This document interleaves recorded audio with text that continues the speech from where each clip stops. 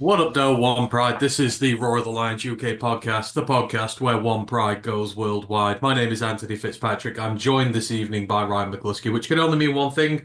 It is time for your dose, your weekly dose of college knowledge. Yes, it is the college football podcast, Texas Target 'em. And Ryan, the stakes are ever higher in the playoff race. There are just four teams left, but there is one to four. No more. Seedings mean Jack in this proceeding. Yep. All the teams that had the week off started rusty, looked rusty, and they all fell by the wayside. So it raises questions about automatic bids going forward. Is it maybe are they a mistake? Did the wrong teams get them? It's opened them up to a lot of criticism, like say scrutinizing. So yeah, it definitely raises a lot of questions, and there'll be some conversations to have as early as next year. Yeah, absolutely. It seems the teams that didn't go to their conference championship games, so played a week earlier, then had the week off, but then started the playoffs.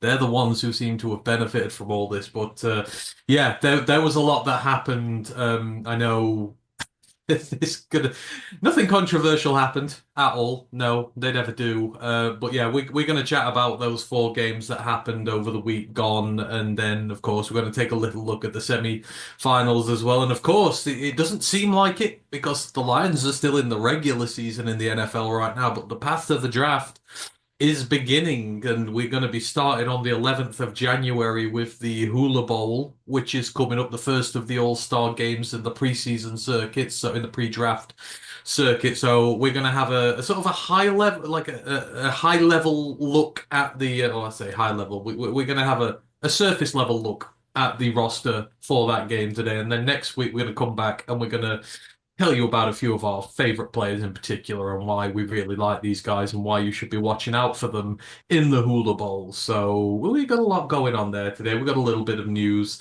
as well. Let's just get the housekeeping out of the way and we'll get on with this, really. So, Royal Lions UK Discord, if you want in, just let us know. We'll fire you across a link for that. Don't forget to like and sub to everything or Twitch, YouTube, Twitter, all that good stuff. All that interaction helps with us. We really appreciate you all. Don't forget about Lions Nation Unite as well. We are a part of that Herman Moore's project to bring together a whole host of Detroit Lions content creators into one forum to talk about anything and everything Detroit Lions. I got to talk with the big man himself yesterday, so if you've not seen that, that stream is up. It's a very awkward start where none of us actually started the damn thing, but as we got on, we got into the swing of things. So yeah, check that out if you haven't already. And don't forget, we're monetized, we've got a tip jar, we got all that stuff. So if you want to help us that way, great. But first and foremost, we just love having you all in the building, especially when we're talking college ball. And we got the feedback form as well. So any comments, suggestions, just fill that in and we shall get to it. Right. Little bit of news I'm going to go through. And it's conference realignment has happened once more, and one of the most stable conferences in college football, which has not been affected for some time, is suffering a loss, Ryan. So the MAC, they've got UMass coming in as of next year. Thought their number was going to be one stronger, but not for very long because the Mountain West, which has also been poached of a few of its teams, has come along and taken Northern Illinois out their ranks. The Huskies are going to transfer down as a football only member. So one in, one out at the MAC. Northern Illinois is going to the Mountain West. Yep. And well, the famous Northern Illinois that took down one Notre Dame Fighting Irish this year. And honestly, those fans, they are never going to forget that or let the Fighting Irish let them live it down that I've seen on X. But yeah, a great program. Like I say, they've had lots of success in recent years. They had those historic times with they had John Lynch a couple of years ago. They were one of the darlings, with one of the best powerhouse QBs for a couple of years. Big program, great following, big in the area as well. Like I say, just being in Illinois, like I say, football kind of live, breed it. I think it's a great addition. Like I say, I think they bring a good stadium. They bring a good fan base as well. They come in numbers, they travel in numbers. There are some smaller MAC sides that you may not feel their impact come as much, but I feel like this is a good move for them right now. And yeah, it feels tumultuous as well, like say right now that it feels like those teams, like say that they want to get the best from the FCS, the best from the others. Like say it feels like the Mountain West right now is very attainable and they can be that kind of place as a stepping stone. I still expect them to approach Montana State, CNDSU, CSU. In the recent years, I feel like if they do come up, that will probably be some of them will decide to go in that area. But yeah, and not to mention the Mountain West, it's very winnable. I mean, obviously you got boys there, but it's still, yeah, it's still winnable any given year. You're competing with them, UNLV, Fresno State. It's competitive. It's quite top heavy, so it's quite easy to bridge the gap from the bottom to the top. So yeah, it's a good addition. Yeah, absolutely. I'm looking forward to seeing what they can do there. And you say it's a conference with prestige. You know, college football playoff, came from the Mountain West this year. Mountain West representative got in, so if you've got playoff aspirations, it's certainly going to be easy to get in there than it is through the MAC. So we'll see what happens with Northern Illinois. But yeah, they are going. I think it's from 2026, if I remember rightly. The news didn't break that long ago, so I think they've got one more year in the MAC, and then they will be moving across, and who knows, by then the Mountain West could be completely and utterly different, but we shall see. So yeah, that is everything in terms of conference realignment and that for now. Grandizer's in the building. Hope you are well, Grandizer. He goes, hi, Ryan, Hank. They won't be too happy, feeling a bit gutted. Yes, I mean, we'll talk about the game later, but I can imagine you went through a roller coaster of emotions the other day after what started off looking like maybe a bit of a blowout and everything that subsequently happened. I bet you went through the ringer a bit with that game. I mean, going for the ringer, it's just second nature. I mean, how many times have Detroit put through this year where they've not snatched victory or they've hung on right at the end of a game and got a stop? So it's water off a duck's back right now. Like I said, I expected to lose more comfortably. Like I said, I didn't even think to be in that position. So it was kind of a weird place to be in the end of the game. And then, yeah, it's become the biggest talking point of the whole round because, like I say, they're contentious and how people think rules need to change going forward. I've seen Connor Stallions, who, let's be honest, a lot of people don't think have credibility, put forward a very strong case for having tiered rules. Like in the Canadian Football League, they have different levels of roughing the passer, they have different levels of flagrants. Maybe it's time to consider. Yeah, but the mere fact that, and we'll talk about decision later, that everyone, including all the analysts, like the most respected people in the game when it comes to rules and rules I've analysis, seen 97% of people say the favored refs got it wrong. have all said it was a bogus call. And like even the guys at the top who you would figure who would be quite neutral on the matter have used some quite strong wording in regards to this as well. So that's when you know you've messed up, when even the big talking heads are telling you got it wrong. Usually they'll side with the officials in that matter. But anywho, let's get into this. So we're gonna talk about the playoff games, and then as we did with the first round, we'll try and do these chronologically, just for the sake of parity there, and when I can actually get to it because this has all vanished. So, first of the four quarterfinals was the Fiesta Bowl, coming from Glendale, Arizona, from the Arizona Cardinals Stadium. Boise State against Penn State. It was the group of five representative, the number four seed in the entirety of this, coming up against the Penn State Nittany Lions. And don't let this scoreline fool you. This was a closer game than, I don't know, maybe it had a right to be. So, I mean, Boise put up a real hell of an effort in this one. They had the opportunity to score the first points in this game, but their kicker, usually one of the most reliable, Jonah Delmar, had an absolutely horrible game, as far as it goes, but he completely shanked a field goal left from, I think it was within the 40, which just it's not like him. I don't know what went on with this, but anyhow, early opportunity for missed from Boise to get some points from this, and then Penn State really went to the house to make them pay. So Boise pass rush was just not there at all in the early part of this game. Of course, it's Tyler Warren, the guy who everybody's talking about when it comes to the draft and in terms of, maybe tight end one in this draft. I don't know whether he is or not, but he got the first touchdown grab. When I say there was no pass rusher within about 11 yards, sorry, 11 yards, about 6 or 7 yards of Drew Aller, we're not lying. The pass protection was really good from Penn State, and he got this really nice pass into the end zone to get them going off the bat. They were able to stop Boise, and then the second drive from them, it was just exactly the same. They're able to get down to about the 30, and Drew Aller with this lovely deep spiral pass to the back of the end zone. Again, there was no one within 4 or 5 yards of him at this point, and again, it was a really good catch in the end zone. This time it was from Amari Evans, who had himself a game and a half, and after a quarter. 14-0 to Penn State. And then Ashton Gianti, his fumble, he was fighting hard for yards, trying to get a few extra, trying to get a first down. Linebacker Kobe King came out and they were really unlucky here. He was nearly on the line to go out, and Kobe King was able to punch it out of his hands. It popped straight up in the air when it could have easily gone out, and it was recovered by the free safeties, Akee Wheatley.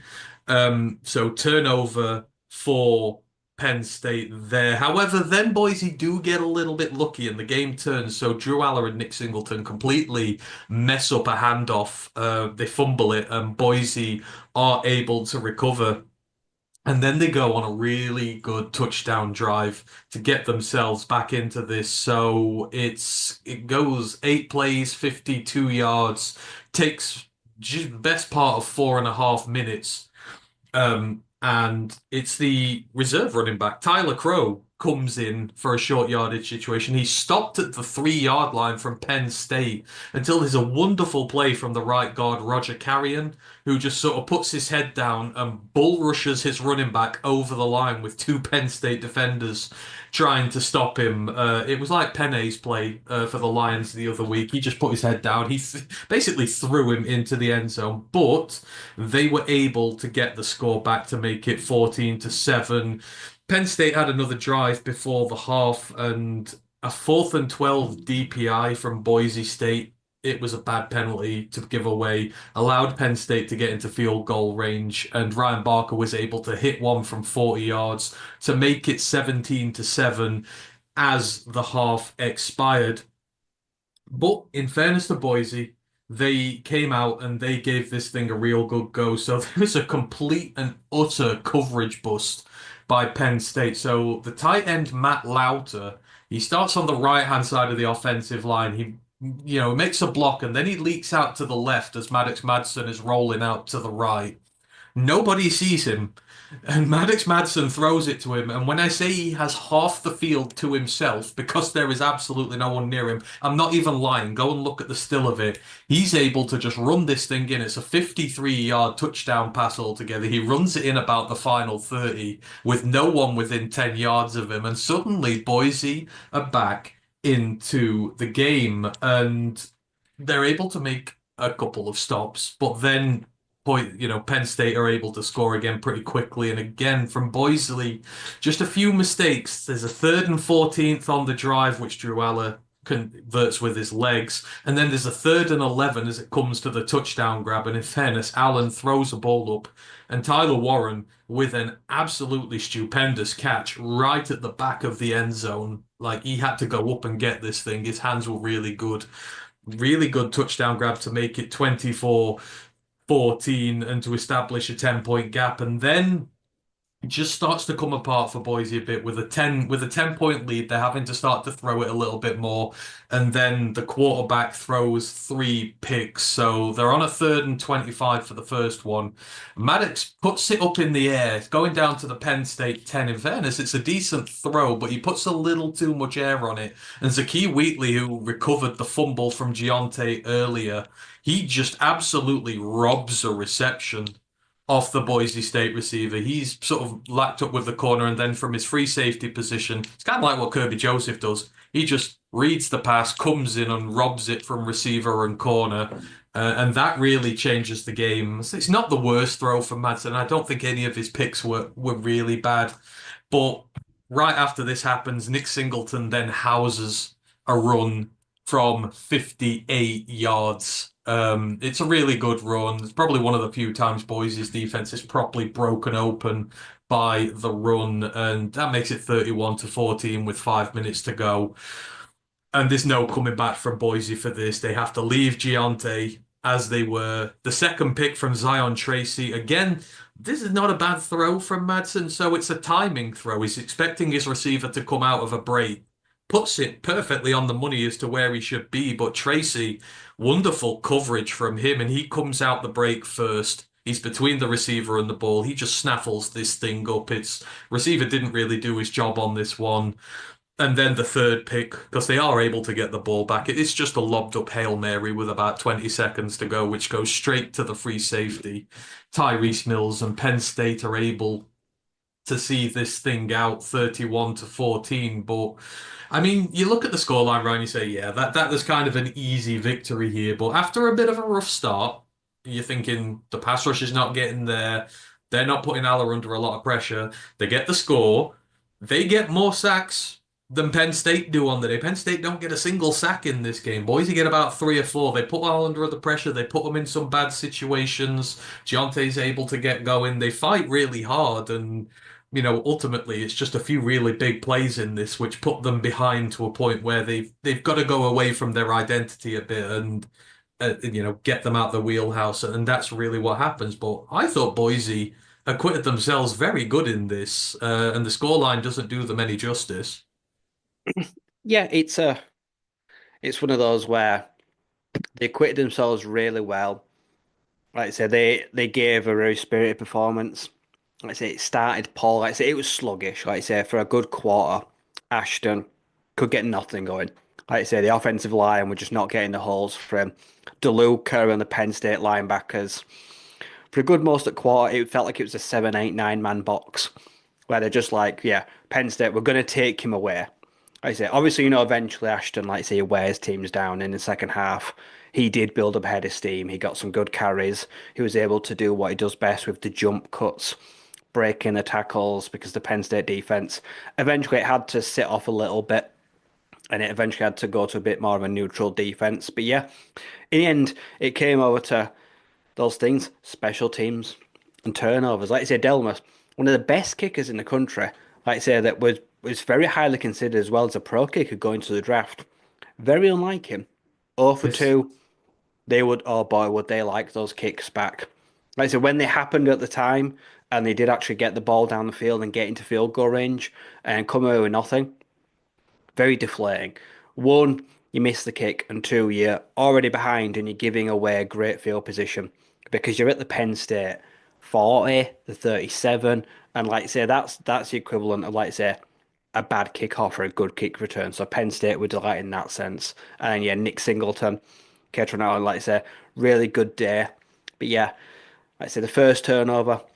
Ashton's looking for more yards when he could just go out of bounds. Like I say, the ball, it squirts out and it just happens to land in play as well. They managed to recover it. It's one of those freak ones. And then, yeah, the picks, majority of them, they're forced throws because from a standpoint of the game, time's running out. We can't run the ball because it just won't get us the points we need quick enough. Madsen's kind of got to like rip.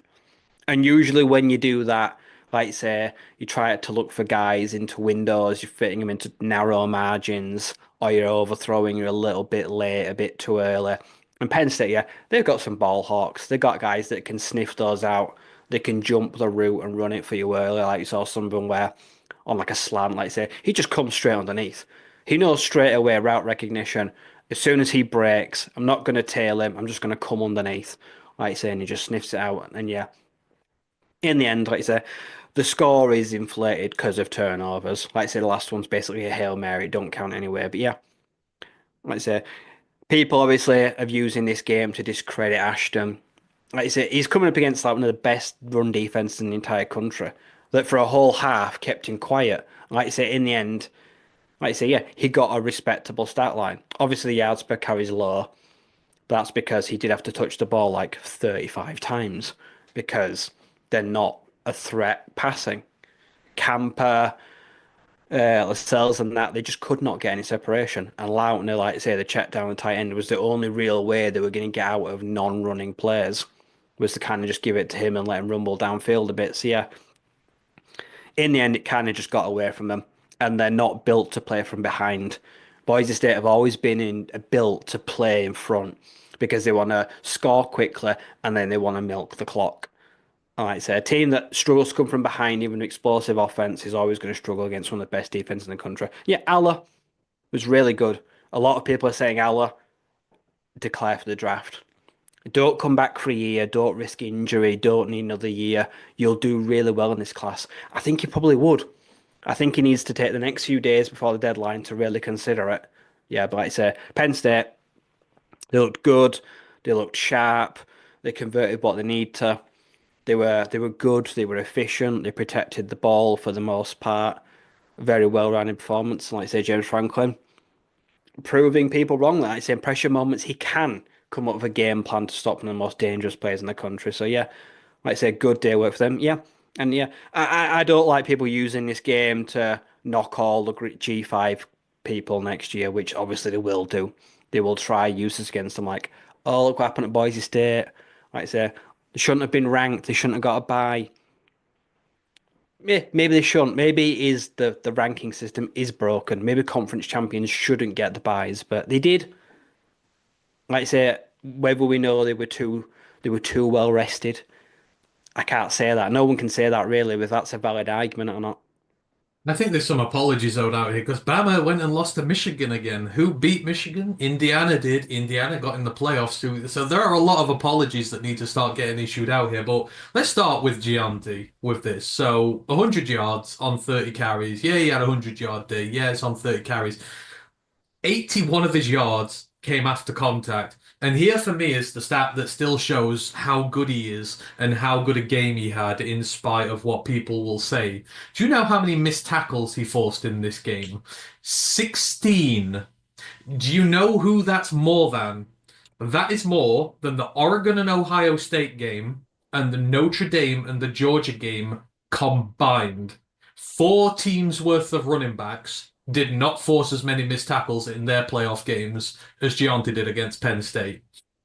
Like like there was the famous one, the 1st and 10, where he shrugged off like six tackles on one to convert it for a first down, but like they were struggling with him, and I think it was literally only the case that they were stacking the box so high against him that eventually they'd bring him down. But 16 missed tackles against this Penn State team. This Penn State team is good. It's disciplined. It's well trained. It doesn't really give you a lot in the run game here. For me, that just shows how difficult he still was to defend against, and he shouldn't really be critiqued as much for this. No, like I say, I saw stats this year, like say that the more people they put in the box, usually the better he gets. Like say Mm. 7, 8, and when he got to like 9-man boxes, he was still doing just as well. Because like I say, he is someone. He's like a bar of soap. Like he's very slippery. He's got a wonderful spin move. Like I say, the jump cut is very Jimmy Gibbs-esque. Like I say, when he plants the foot and then does that little hop, can make anyone miss. He's a light Macca's nightmare. And then yeah, in the end, let's say one of the best disciplined, could one of the best disciplined performances from defense against him. Like I say, yeah, gave up 100 yards. Like I say, gave up very few explosive players, but they were still breaking tackles. Like I say, they weren't all missed tackles. He was just managing to power his way through them. And he's one of those guys as well that's got that Montgomery. He falls forward. The legs always keep churning. He doesn't get pushed back. He falls forward, and that usually gets him an extra half a yard to a yard every time as well. So the contact balance it's a dream. And he's still going top 10, top 15. 10 to 15 is where Ashton John is going before the game. He's still going there now. There'll be no concerns whatsoever about that.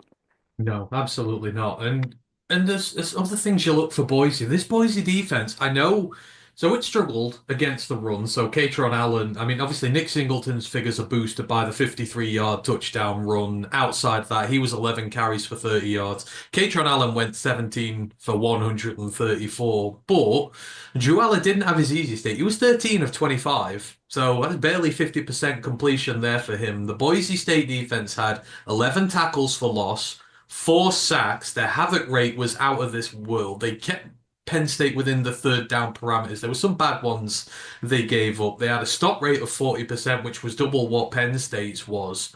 I mean, you've got the star edge rusher for Boise. He was able to get himself a sack on the day.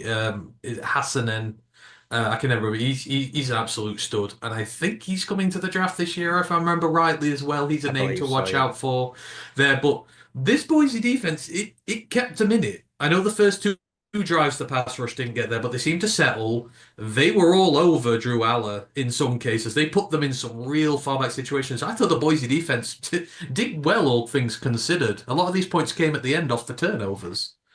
Oh yeah, like I say, they were really good. And they were aggressive. Like I said, Oladipo and Taubner, the safeties, they were at the line of scrimmage for most of the game.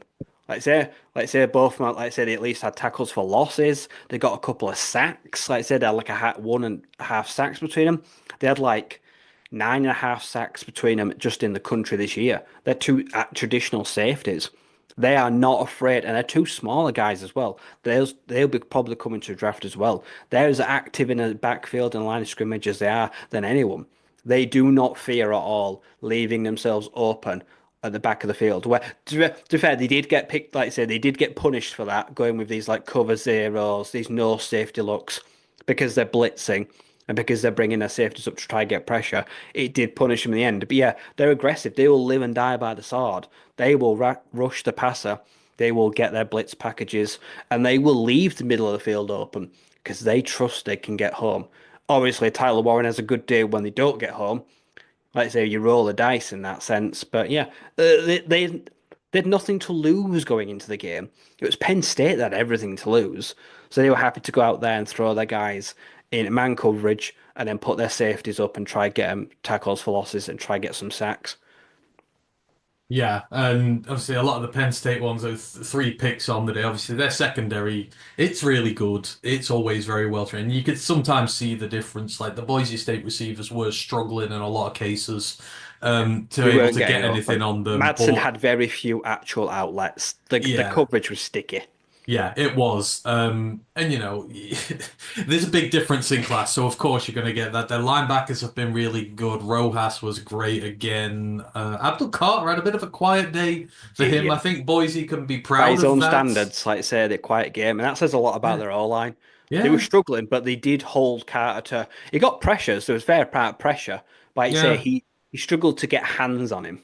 yeah. They gave as good as they got, I thought. And again, it's when they're having to chase at the end. This thing might be a bit closer if it's a team that can move it a bit quicker on a defense like them. But Boise just couldn't when the tempo got Big higher. question for That's Broncos next fine. year is they need a passing offense. Ashton's Hmm. gone. They're going to Yeah. have to find a way to get them more comfortable, not relying on the. I don't. I'm not sure even who the. Oh, obviously there'll be a next man up, but he won't be Ashton Jonte. They're going to have to be a bit more balanced next year if they want to get back to the playoffs. Yeah, because like when Halani left, Giante was ready. He'd had like what Yeah. 700 yards in his first They season there. had a He was guy. They ready to had next go. man up, but now he Yeah, gets so many carries and touches. The guys behind him are coming yeah, in cold. yeah. You would fancy maybe they can snag a high port someone out the Yeah. portal. You If think I were they'd them, get someone I good. would not rely on like a freshman. I would just No. go and get someone experienced. Yeah, and there's plenty of good running backs in the portal who will be happy to go there probably because they'll have seen what Giante's done. They're like, yeah, I can go there and get good draft stock, so it's fine. For Penn State, I don't know. They've had SMU and now they've had Boise. I still find it hard to be sold on them just yet. And I'm the guy who likes Penn State and that. Have you seen enough from them? Because now, obviously, the big test, Notre Dame's coming up, and that's a team who's going to kick them in the face, and they're going to need to see whether they can kick back. But I don't know. Are you seeing some out of them? They're thinking maybe this time it is going to be a little bit different. I think I think the bye week I've worked out I think it is overrated.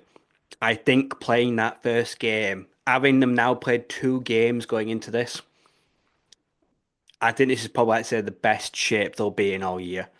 Like I say, I have seen individual parts, I might say, where, like I say, we've seen the pass rush now. We've seen, like I say, their linebacker pairing, like I say, Rojas, Luka, they're great. Like I say, they've got the DBs, they've got the coaching. Everything right now is looking as good as all year. So this is their best test right now. But like I said, they're coming up against maybe the stoutest defense in the country. Not just run game, but also their secondary, because we've just seen how good their secondary is. This is an absolute massive test for them.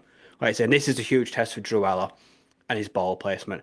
If you put one ball out of place, like I say, those Fighting Irish, they'll take it away. So this is going to be, he's going to have to be on his money. Like I say, he's going to have to be another one where he's getting the ball out fast, but it's going to have to be accurate. It should Yeah. be a fantastic, it's going to be a very good game, very interesting game. Yeah, you've got to win. It's now a well-established thing. You've got to win the turnover game against Notre Dame by at least two to beat them. So you are These going to two have teams have to. racked up a lot of turnovers. Like I say, they've got three. They picked off SMU 3 times, a couple of fumbles. Like I say, I think Penn State are like +7 for their two Yeah, playoff games. And like I say, if I am had to guess Notre Dame, they'll be +5, +6. Like I say, the team that has one turnover could cost you the game. yeah, absolutely. And it's two coaches who, quite frankly, need it.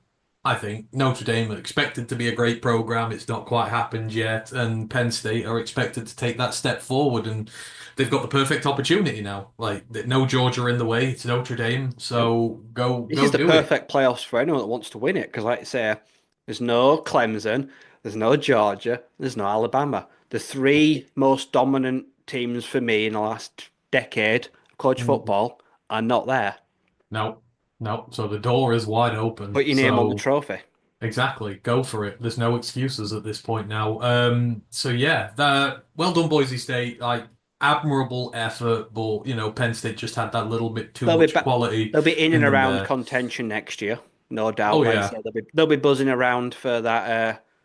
Like I say, the the three peat. five if they don't change the rules between now and then, which won't surprise me if they do try to do that. But yeah, they'll be in and around that 12 spot. They will be on the last day of the season expecting to be in contention again.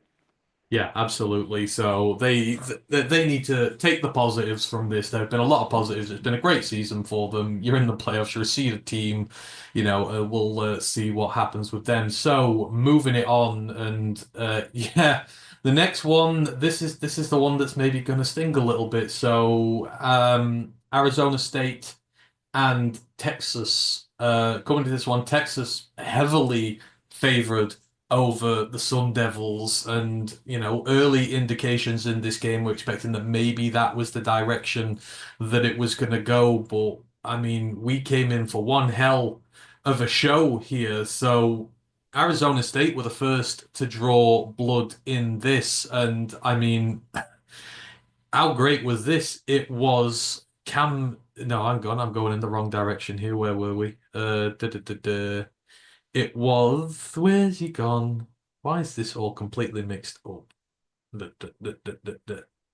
It was 7-0. Am I getting this right? Three. 3 Arizona, nil. Arizona State took. Arizona State got the first points of the game. Um, Field goal.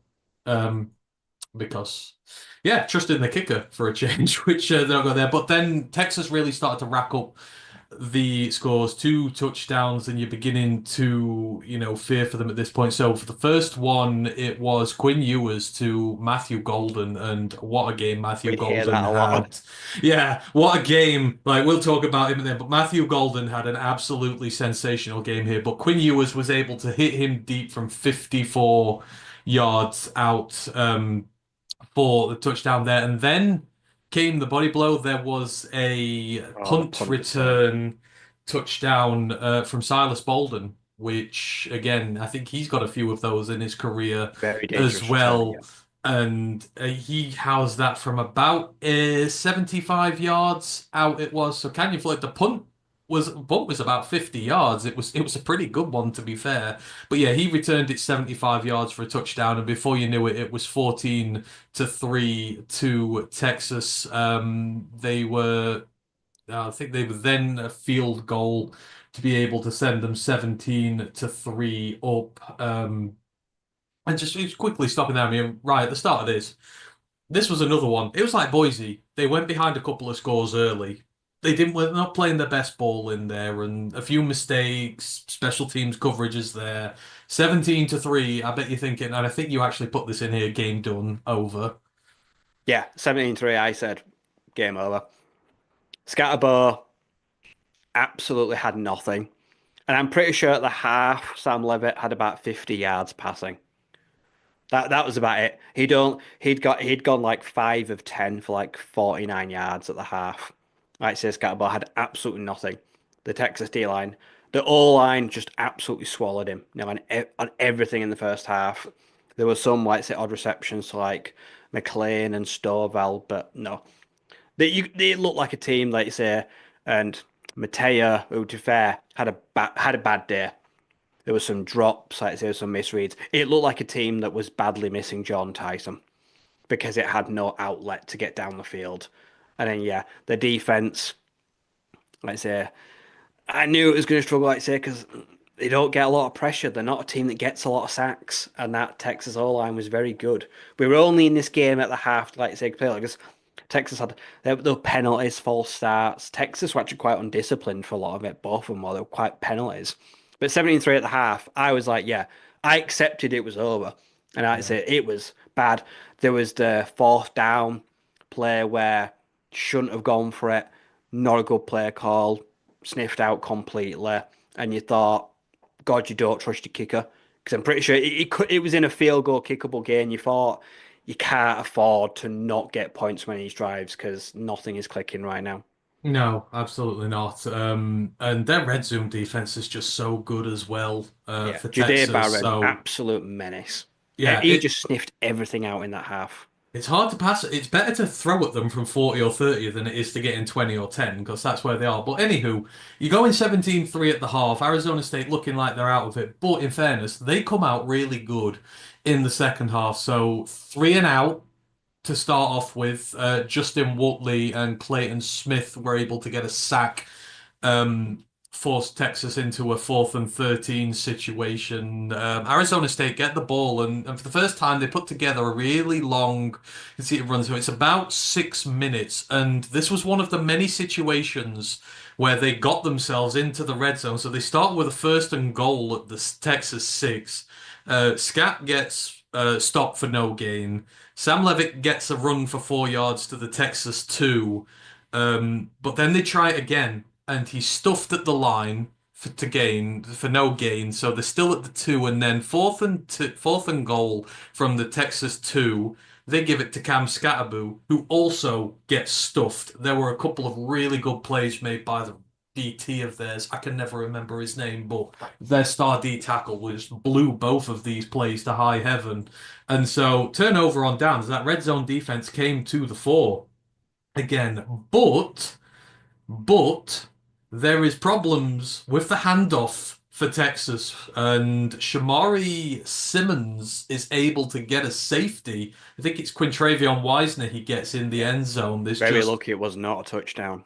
yeah, because he actually forces the ball out, and so yeah, he forces the ball out of Ewers's hands. Just Wisner falls to has him, to yeah. fall on it, and they get him for the safety. But this is a good bit of luck for Arizona State. Their defense makes a play, 17-5, and then of course they get the ball back right after that. They're able to put together then another 7-minute drive, which kind of starts wearing Texas's defense down. And again, they make it to a 1st and 10 situation at the Texas 12, but then Cam Scatterboo has a loss of 1 yard.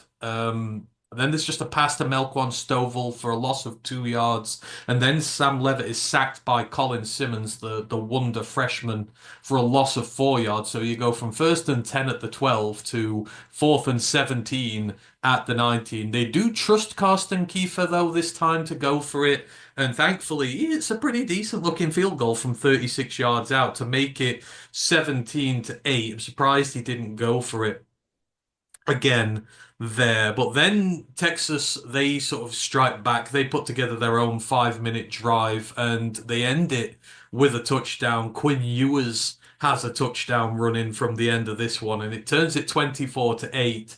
And things with just about 10 minutes left of this game are not looking good for the Sun Devils whatsoever. However, again, they put together a really good drive once more. This one lasts nearly 4 minutes, and again, Scat has some good runs in here. There was a 15-yarder in there from him. Stovall had a reception as well. But then one of the plays of the game, a 4th and 2 at the Longhorns 42, and Levitt hands it off to Cam Scatterboo, who rolls out to the right, then throws one of the most beautiful touchdown passes you will ever see to Malik McLean for 42 yards. He gets a little lucky because he puts a lot of air on it, It's well but up and down, yeah. If someone had come underneath that, the DB's not looking. The DB's hustling the receiver. He's not looking at the ball. Like if he'd have turned his head, he'd have had this thing. But McLean sees it, and he does really well selling the fact that he doesn't think this thing's coming. He then takes the pick, and then takes it straight in, and it's like, what can Cam Scatterboo not do at this point? But they get that. Xavier Guillory gets the 2-point conversion pass, and all of a sudden, this thing is 24-18. Um, I think Arizona State. I think they get pinged for a penalty for a celebration on there, etc., yeah, whatever. Sam But Levitt, I think, gets an unsportsmanlike conduct. they do. But he was celebrating rightly so. And then you get straight into it, and Arizona State get the turnover. Quinn Ewers is intercepted by Javen Robinson at the ASU 21. I think he tried a deep ball and got picked off there. And then the very receiver got next play, absolutely destroyed as well. he got absolutely wrecked. And then the next play is a Sam Levitt pass to Cam Scatterboo, which goes for 62 yards. Now, I'm going to say this here. He pushes off on this. He stops, he pushes the DB, and then he runs again. And he should absolutely get pinged for offensive pass interference. And he doesn't. But it's an absolutely huge play to get them right back down the field, as I say, for 62 yards. And then there's an absolute ton of penalties in here. There's a DPI on Jahdae Barron, which gets Arizona State down to the Texas 2 for a first down. And then Cam Scatterboo, who else? The guy was able to take it in. And then he got the conversion for the 2-pointer as well. So from 24-16, it's 24-24. Arizona State, just like that, have turned this game on its head. Scat at this point, by the way, he can't lift himself off the ground. He is actually having to get his teammates to lift him up off the floor because he is that beaten up by this point. But that's with 5 minutes to go. Then there's like 3 penalties in 4 plays. Texas just kind of implode. There's a load of false starts, etc. They drive all the way down to the Arizona State 31 with 1:39 left. And this is where Bert Auburn's day gets bad for Texas. It's a 48-yard field goal, which he misses. The first one he misses slightly to the right. It's not the worst in the world, and it's from nearly 50. And you're thinking with 1:31 left, and Texas have no timeouts left at this point. Maybe Arizona State are going to be able to get this one, as it were, and then you get down to about 93 seconds left, and this is where the big play happens. So Sam Levitt gets a pass. It's on a 2nd and 15 because there's been a false start penalty. He gets a pass to Melquan Stovall, who absolutely gets lit the hell up by Michael Taft, who's the Texas safety. It is a targeting call. It is nothing but a targeting call. He is looking at the player as he's rushing at him, and he deliberately goes head to head, and he knocks him out cold. Like, you've got that horrible little movement where his arms are sort of fluttering around in the air from the concussion, which you can't help, the body spasms, and it's targeting. I don't care what you say. This thing is targeting. Obviously, there's a break taken because the guy's injured. They come back. They no call it.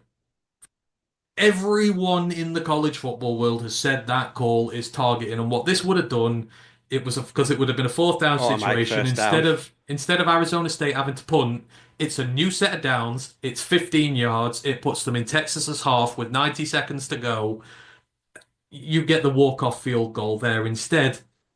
they've got to punt, and everyone's completely furious at this point because then Texas obviously have the opportunity to come down with a score They of their gashed as own. well. Like I said, they're And knackered at this point. Texas just cut yeah, through them. got a helm. Ryan Wingo had a couple of catches, gets all Really the annoying, way like I say, because they down. get into like third and long, fourth and long, but like I say they give up that huge catch to Wingo. Yeah, And I and thought at that point, it's game over. They've got him at like fourth and 13, and they give yeah, up Wingo for like 15 yards. I'm just like, oh, yeah, nice and where it lasted. but they get it down. It's fourth and fifth at the Arizona State 21 as time is expiring. It's a 38-yard field goal. Steve Sarkisian comes onto the field because there's a timeout, and he sits there with his head to head with his kicker, telling him something. Like, I don't know what he said to him. He's like, just It go out worked. there and win this for us. And Bert Olburn misses he doinks it Doink. from 38 yards out, and this everyone going crazy. This thing is going to There's about overtime, 9 seconds left. Yeah. and Sarkeesian's looking at him like he wants to physically kill him. Like that is a look of murder in your eyes that you can see from him. And this thing goes to overtime. Now, Texas defer It's not where I wanted to because be because we've been no, terrible inside the 25-yard line all day. yeah, I knew we'd lose in overtime because yeah. we can't do short yardage fields. But yeah, Texas defer. Obviously, the team wants to know what it's got to Yeah, do when you it always comes want to in for defer it. because you want to go first when you need the 2-point conversion. Yeah, so it's a Can Scatterboo run, then he gets a reception as well. But they get to a fourth and one at the 16. Sam Levitt, I think, gets a little bit of a lucky spot. I'll just say I think it's a little bit of a lucky Yeah. spot, but he's able to convert it. Then they get pinged for an illegal formation to put him at first and 15. Cam Scatterboo has a run that's stuffed. Kyson Brown has a run that only goes for 1 yard. And you're at third and 14 at the Texas 19. Super Sam Levitt able to break contain. He runs for 16 yards down to the Texas 3 for a first down. And of course, who finishes it? Cam Scatterboo does, and Arizona State get the first score there, and then Texas come out. Quinn Ewers incomplete pass. Quintravion Wisener has a run for no gain. Then Quinn Ewers completes a pass to DeAndre Moore for 2 yards. But then Texas This is have the a play of false the game. start penalty. Yeah, a false start penalty on fourth and 8 makes it fourth and 13 from the Arizona State One stop. 28. You just needed one stop to win the game. And who was it? Matthew Golden, who comes up clutch with, in fairness, what was a very good grab in Yeah. the end zone. He Corner he was nowhere. breaks He it. dusted the He cornerback. just he dusted him. He absolutely shook him. He's on his own. It's a really good pass from Quinn Ewers, and he's able to take that in. And then it's 31 to 31. And then the very next play in the second overtime, Gunnar Helm, 25-yard touchdown pass from Quinn Ewers. I think Arizona State are completely exhausted at this point because they Yeah. just lose one of the best tight ends in college football. I turned it And off. Yeah. I didn't even watch it because I knew what was going to happen. Because I knew we yeah, were all day when they got into the red zone, they were terrible. they were. And the problem, like I say, with college football, obviously, like I say, they go first, you go, then you go again. That's Yeah, obviously that's winning the toss is vital in college overtime, even though everyone gets to go, because yeah. you know what you need. The pressure is immense when the 2-point conversions come into it. Exactly. And Matthew Golden gets the 2-point conversion for Yep. them. Again, another outstanding grab from him. If they So it's an miss the 2-point 8-point conversion, lead. it's like great, you know what you need to do, but when they get it, you're Yeah. like, shit, we've got to play perfect football now. Yeah, exactly. And yeah, one last drive in there.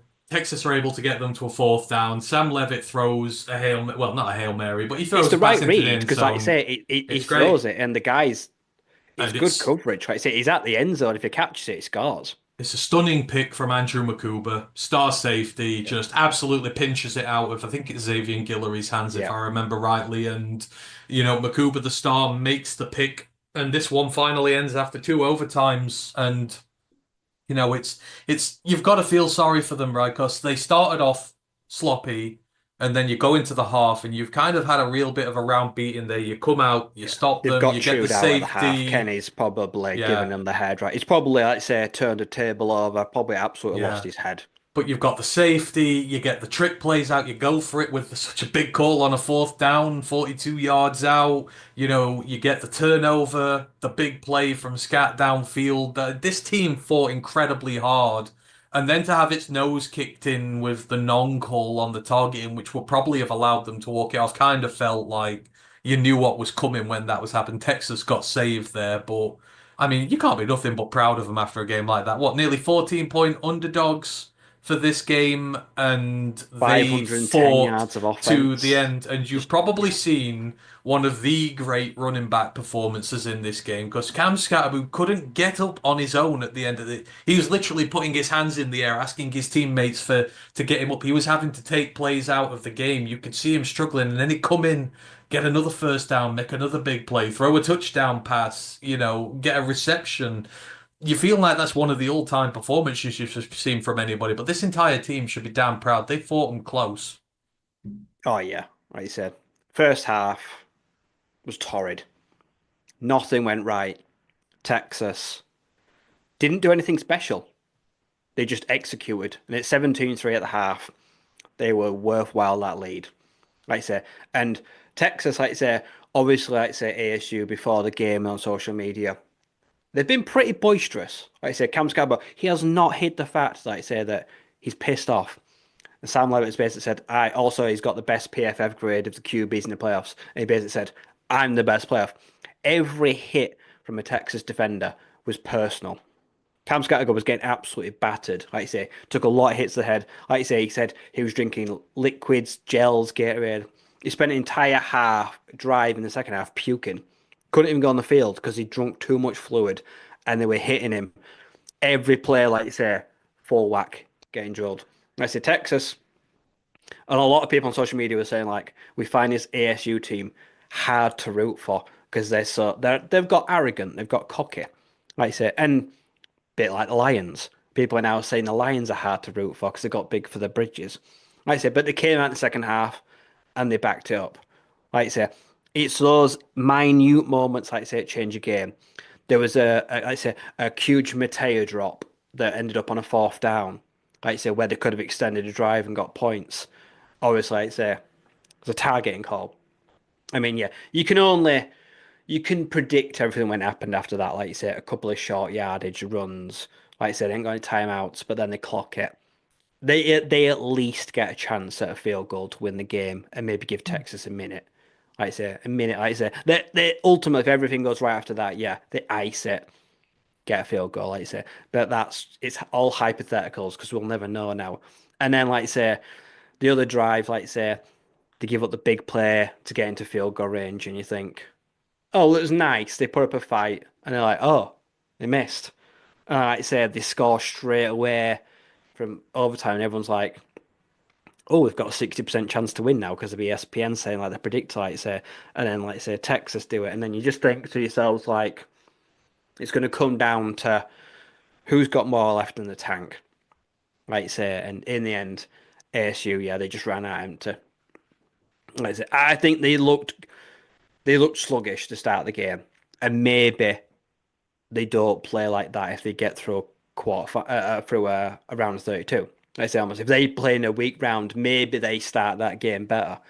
They did look like say they looked lethargic, And you're which is coming fair up to say. So it does make a count. Like I say, sometimes playing a game is better than not playing a game.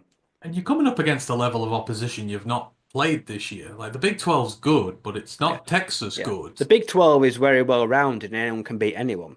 Like I say, Yeah. but no one's close to Texas. They haven't played a defense like that all year. No. And I think that's ultimately what did it. When you look at Texas in the red zone, like they were so good. The amount of times they were able to turn it away or be able to keep it down to field goals. I mean, they were just absolutely stingy. But I mean, the star pairing, and as they always have been, you go to the safeties. Makuba and Barron both played over 100 snaps in this game. Makuba gave up just one reception on 2 targets for 7 yards. Barron gave up 2 receptions on 4 targets for 12 yards. Obviously, Makuba had the game-winning pick. Jahdae Barron has a pass breakup in there as well. Malik Muhammad, he had a really good game in the secondary as well. He had 2 pass breakups. He only gave up 2 receptions as well. Like it's a damn good secondary. So you kind of have to run the ball more. And like I say, they got scat into the game eventually, which is, I think, kind of evened the playing field a bit. But the Texas defense, nasty, 512 yards of that is given up, but ultimately Not many it's down points. to yeah, it's 2 plays, 2 big chunk plays at the end, which account for 14 of those, and one of those is on a turnover. Yeah. And as well, missing Shamari Simmons' ejection not being overturned. Kenny said it in presser, huge loss. Not having their starting safety in that first half, you could tell because he's someone usually that's in the middle of the field.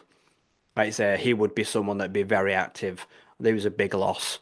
Like I say, and he made his presence felt in the second half. Like I say, when they got better, they got stouter, they got him back. So yeah, they probably would have been a bit more robust if they had him in the first round. But yeah, like I say, obviously they'd been a lot better if they had Tyson, but everyone has to deal with injuries and issues like that. So it's one of those where they just got to take it on the chin. And only good thing is you look at it, nearly everyone that they need to come back is coming back. Their staff have all got extensions. They've gone into the portal, got good guys.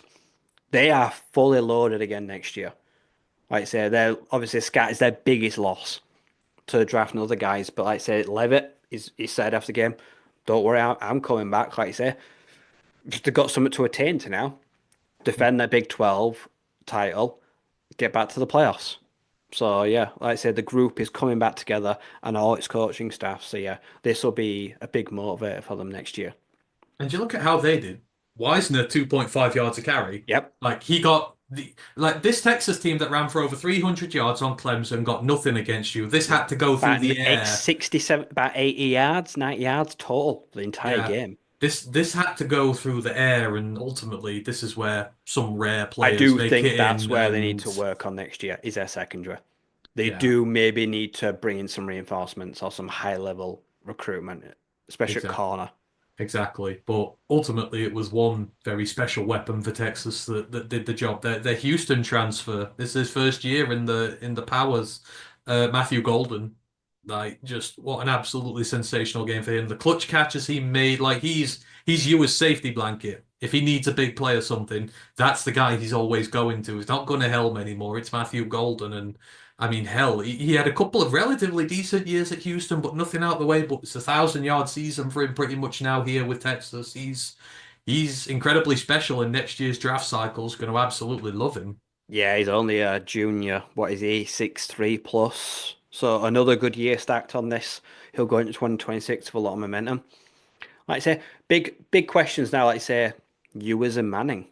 Because so for a majority of the game, Quinn Ewers didn't look great. But then when it comes into overtime, he's superhero. And maybe that's, I suppose, some guys have it, don't they? In the pressure moments, like say in overtime, where you have to play faultless football. Ewers was a money.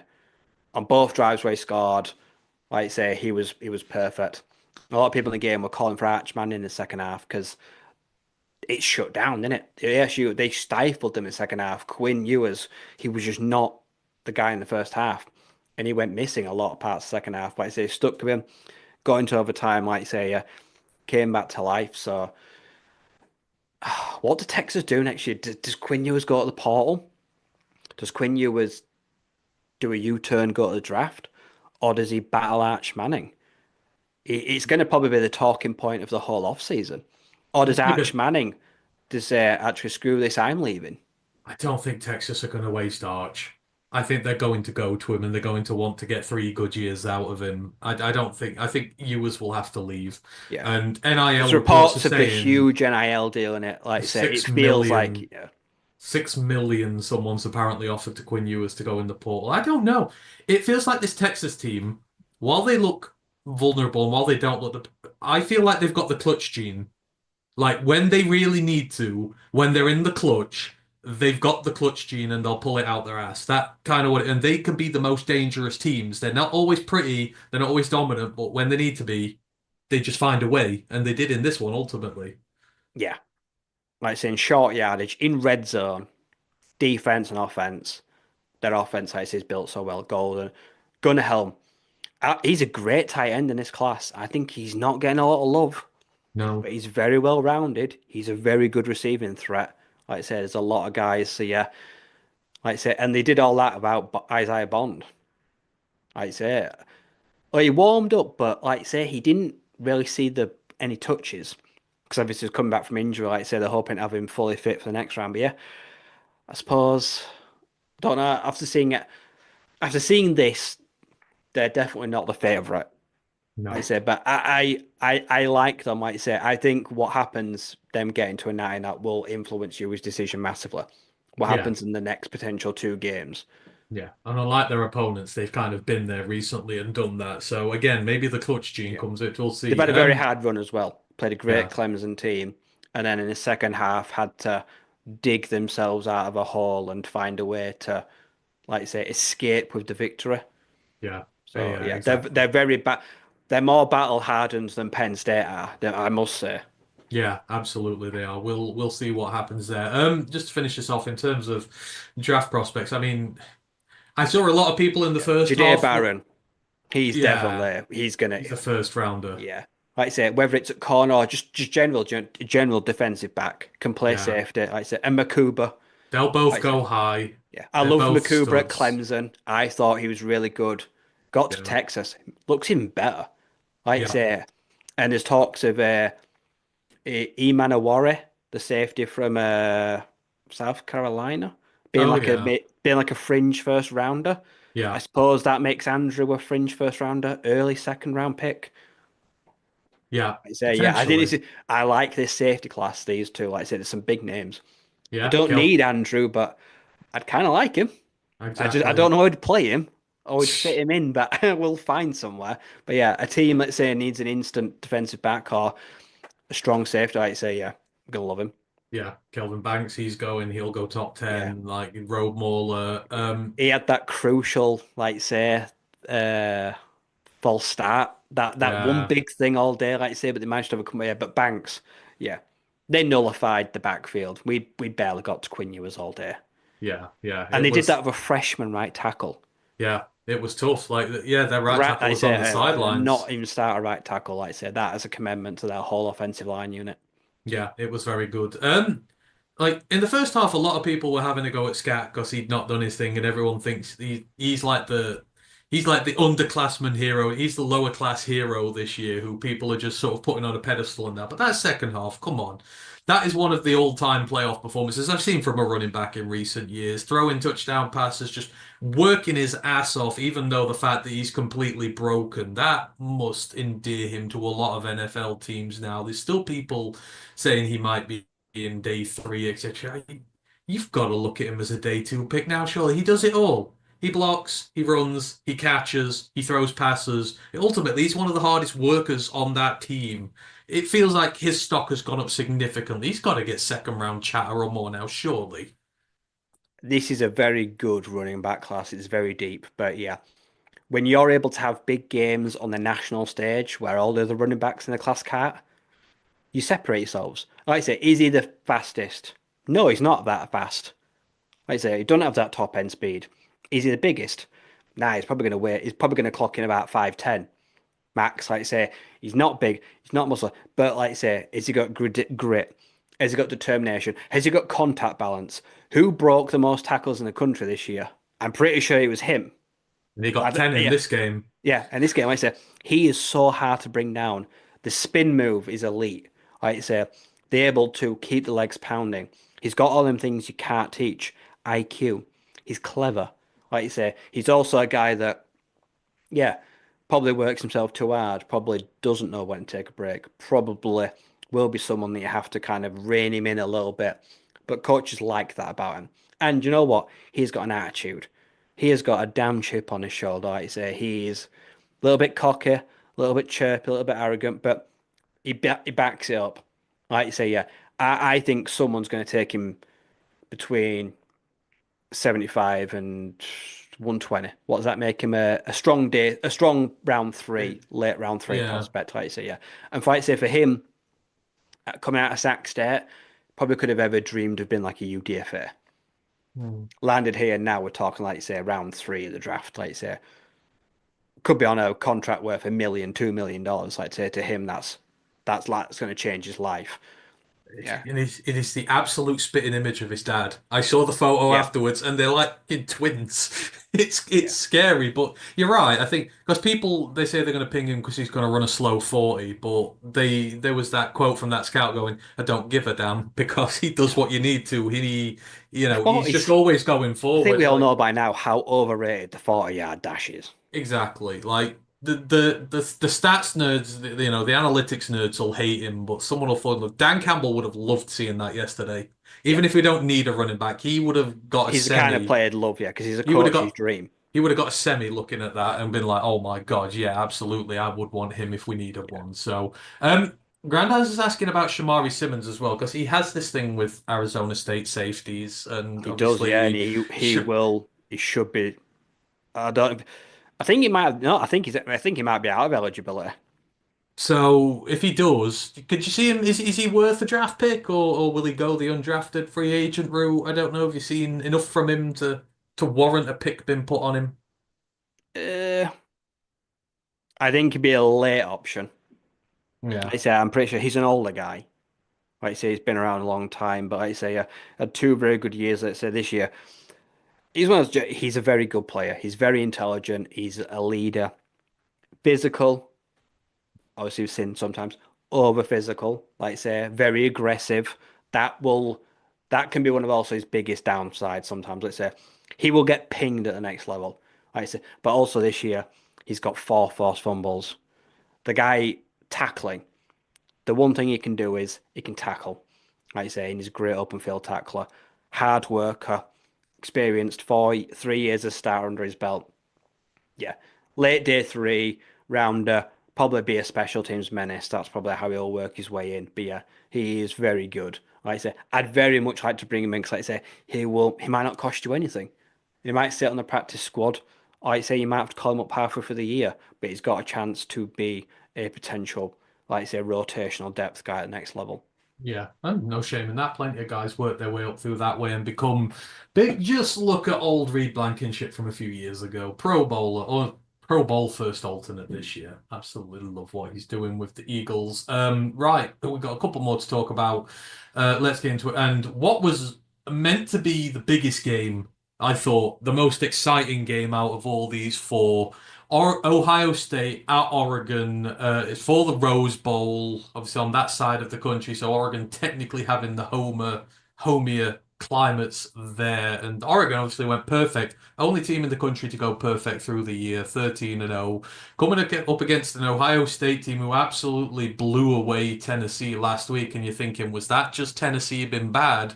Or was that Ohio State being good? And I mean, we have to take a look at this game here and be like, yeah, maybe Ohio State are just a little bit good because the first half of this game was unreal. They started off like a house on fire. Within a minute, Jeremiah Smith, the true freshman wonder, who should probably be allowed to declare for the draft this year, he's ready already. Got a 45-yard touchdown pass from Will Howard. Just absolutely he Smokey and the Bandited his corner who was trying to look after him. It was just a complete and utter mismatch on there. Um, Oregon went three and out. Ohio State get the ball back again, and then Will Howard slings another dart to Emeka Ibuka this time, the forgotten man in Jeremiah Smith's rise to fame. And then this game just turned into a completely one-sided ass kicking. So the drive chart for Oregon to start this game: 3 plays 9 yards, 3 plays 2 yards, 7 plays 26 yards, 7 plays 23 yards. Then they got turned over on downs. 3 plays 6 yards, 3 plays -2 yards.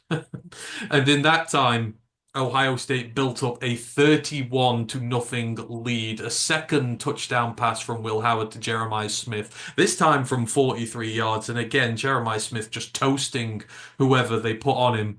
And then Travion Henderson broke out a 66-yard touchdown run as well as just as the Ohio State offensive line just wielded a gap in the middle of that D line. And Travion Henderson was gone. Nobody was stopping him.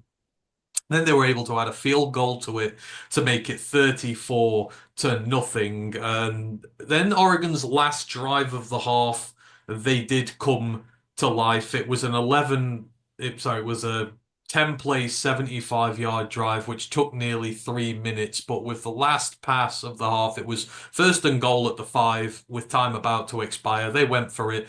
Dylan Gabriel was able to get the pass to Trayshawn Holden from 5 yards out for a touchdown to make it 34-8 because Justice Lowe took the 2 point snag on the conversion there. Coming out the half, there was a tiny bit of a time where there's a little bit of a momentum change here. So out the half, Oregon score a touchdown, take just over 6 minutes off the clock. Good mixture of the pass and the run. Noah Whittington had a 2-yard touchdown run to make it 34-15, and then they were able to force Ohio to punt. It was a 3 play, 7-yard drive, forced them to punt, but then they just immediately gave the impetus back. They had a 3 play, minus 13-yard drive.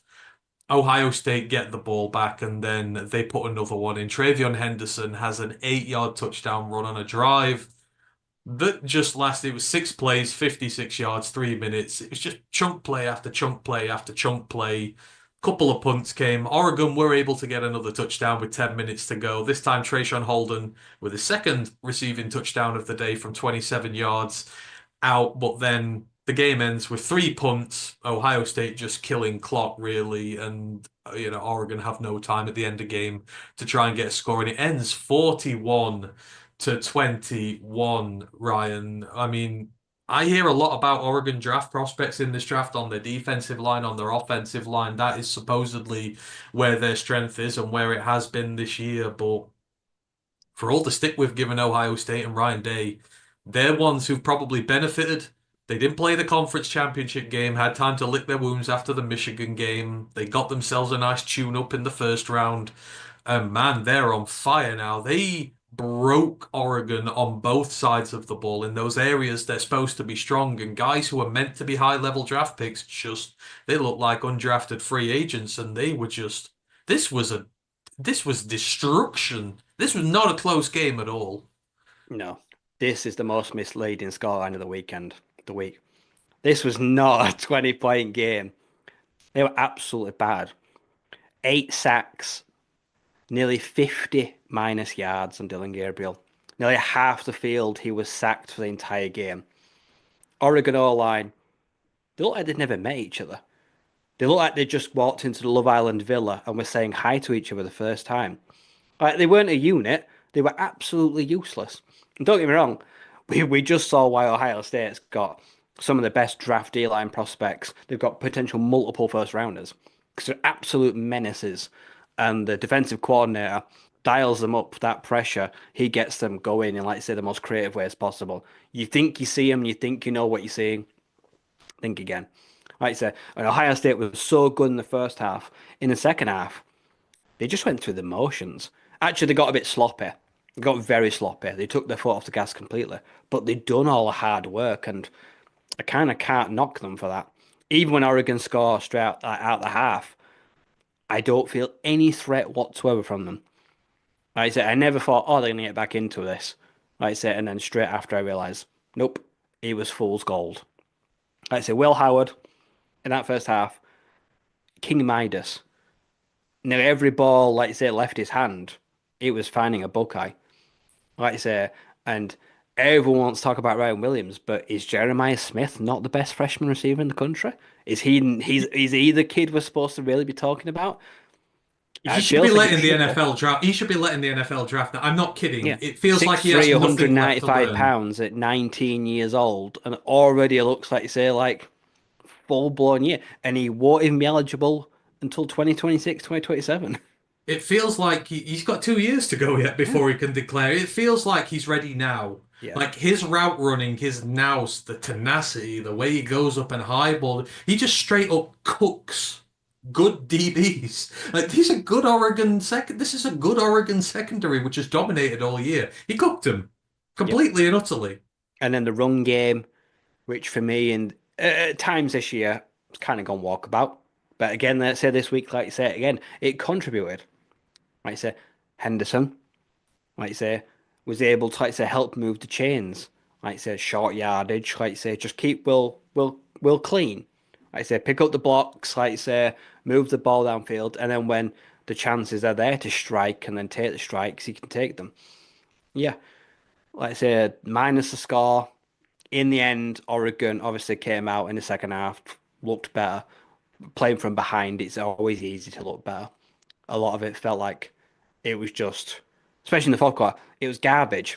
Like Yeah. you say, the stat line for Dylan Gabriel looks half decent, but it doesn't tell you how in the first half, absolutely nullified and was running for his life most of the time. So yeah, and Just yeah, Oregon, great draft prospects. None of them really showed up in this game whatsoever. They all kind of went walkabout, whether that was through their own misfortune or the fact that I say they just were nullified and taken away. someone's taken something personal at Ohio State. Look, so listen to I look at this. Tej Johnson, like I say, Tej Johnson for me, I love him.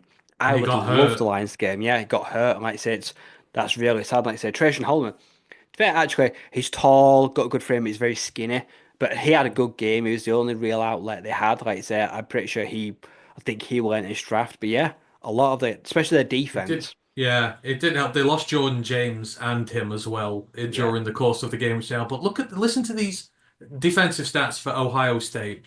14 tackles for loss, 8 against the pass, 6 against the run, 8 sacks, a havoc rate of 20%, a defensive run stuff rate of 40%. Like these numbers are crazy. Bear in mind, Oregon had 4 tackles for loss, all against the run, no sacks, no nothing. Like that just shows you this D line. So Jack Sawyer, I think he's taken it really. Ever since you saw that outburst when they said they're not going to put the flag on our field again, and he had to be carried away by about yeah, 5 people, it lit a seems to fire in have him. the biggest chip in the shoulder. He has the biggest chip on his shoulder in the college football world. Jack Sawyer, 2 sacks. Cody Simon, the linebacker, 2 sacks. Tuimoloau, he had 7 pressures and a sack and a QB hit. Caden Curry had a sack. Hell, even the safeties got in. Latham Ransom got a sack as they just brought pressure from here, there, and everywhere. 32 on the day with 8 sacks, 3 QB hits, all over the show. And while a few guys in the secondary got cooked when Dylan Gabriel started putting up garbage yards, I mean, it's one of the most dominating D-line performances you've seen ever. I mean, I've had my doubts about Tuimoloau and that. Like, they've been good, but in big games, he's tended to go missing against Michigan as well. Like, this is what they're made of on the big scene. Like, Christ alive, these guys are going to get a lot of interest going forward. Pure domination with those numbers. Yeah, like I say, this game obviously being our title rematch and being the only inter-conference battle of the playoffs. Yeah, like I say, this one had more eyes than nearly every game in the whole tournament so far, purely because one had a massive point to prove. Like I say, because one of them had to avenge a defeat. Like I say, where was the D line in the Big Ten title game? It was left wanting, wasn't it? It was left founding. And they said, not today. We're going to put that right. Like I say, and they showed up and showed out in a big way. And yeah, a lot of these guys now in draft circles, like I say, a lot of buzz. A lot of them to us. Like I say, I'm going to see a lot of mocks with Tuimoloau and Sawyer going to Detroit, probably end of the first. Like I say, to Govik, I could see one of them going up against Hutch, lining up against him. It would make a lot of sense right now. But yeah, for me, the Buckeyes right now, they're the team to beat. After seeing all they've seen now, they're the best team. Their defense, like I say, is elite. Like I say, the cover guys, they're sticky. The linebackers, the D line, they get there. And like I say, yeah, and they've got an elite receiving core, and they've got a quarterback that is composed, polished. He just doesn't really panic. I like to say, well, they got what they wanted out of the portal. Experienced starter that's just pretty calm and fairly neutral. I'd say quite a And quiet personality. the crazy thing about they showed you the like we come back to the defense here. They're going to struggle because they showed you the starting defense and how long they've been at Ohio State. I think 8 of them have been there a minimum of 4 years. 2 of them have been there 3 years, and then you've got Caleb Downs who's been there 1 year, but 5-star true freshman, absolute blue blood. Like that's what happens when you get we saw it with Florida State last year. Very experienced team, a lot of years in college football, and when it clicks just because of the experience in there, and then that one guy who kind of took them over the edge. Yeah, like you say, they've used the portal and a mixture of their own guys in recent years incredibly well. Like I say, they've gelled, like you say, young kids because obviously they recruit so well. I say especially at say positions like safety. Like I say, and they go out and then they get their best guy they can get possibly, and they just think like say they might work together, and they've actually been an absolute dream putting them together. Like I say, they complement each other very well, and yeah, 3, 4, 5 year starters all around. If it's a general trend, like I say, a lot of guys come here and they will stay here for their whole career. Like I say, they will once they get here, they don't often jump ship No. because they just like say they realize, like I say, this is the path to the pros they want to take, and for most guys, it's served them pretty well so far. I tell you what, the thought of putting Sawyer opposite Hutch, like he's just one of those. You can't. He's like you set him off and you can't stop him. He just goes at 100% all the time and doesn't stop. Like he's relentless, and putting him in there, I think there is a good chance an Ohio State prospect is picked by us in the first round. I think out of all the teams there, Yeah, they're going to be in that range, and there's a there's going to be guard. several of Like I them say, there's two on the defensive D line. linemen. Like I say, those three options Exactly. So make a I, strong case for them. yeah, they're going to be one of the teams who are going to have more of an opportunity than so. Anywho, yeah, completely disappointed from Oregon. I think it kind of just puts a real dampener on their season. You go 13-0. Yeah, you've won the Big Ten, which is fine, but to be so unceremoniously dismissed, you're going to go back to the drawing board now and find a way because you've got to strengthen your trenches after that. Because Michigan will be back, Ohio State will probably be back as usual. You're going to have to win that way. So we'll see. But they've got some good commits coming in this year. They've done some good portal activity. Obviously, Dylan Tienemann's coming into town as well, so they're going to get their own version of Caleb Downs there. So, we'll see for them. And then moving on to the last one, Notre Dame at Georgia. And that's why the college show is so late this week, because unfortunately, the attack that happened in New This was my favorite game. Orleans, yeah, pushed this game back a day. So I it was I was amazed yesterday. this game went ahead just 24 hours later. Yeah, I know. And obviously, thoughts and prayers to everyone who was involved in that. Obviously, an ex-college football player got killed. Like, you don't want to see this. Like, you just want to see the football be played and everyone have a great time. And obviously, delayed 24 hours took place last night. And I agree with you. This was one of the better games of the slate. And it was a defensive, nitty-gritty battle, of course. We're talking about the Notre Dame Fighting Irish going against the Georgia Bulldogs. Obviously, Sans Carson Beck, which is a shame because you want to see all these teams at full strength facing one another. But I don't think his replacement had that bad of a showing in the grand scheme of things, especially with the amount of attention he was getting in this. But I mean, yeah, this was maybe a coming of age time for Notre Dame going forward. So this and started very quietly. This was a very defensively minded drive in the first quarter. So Georgia started off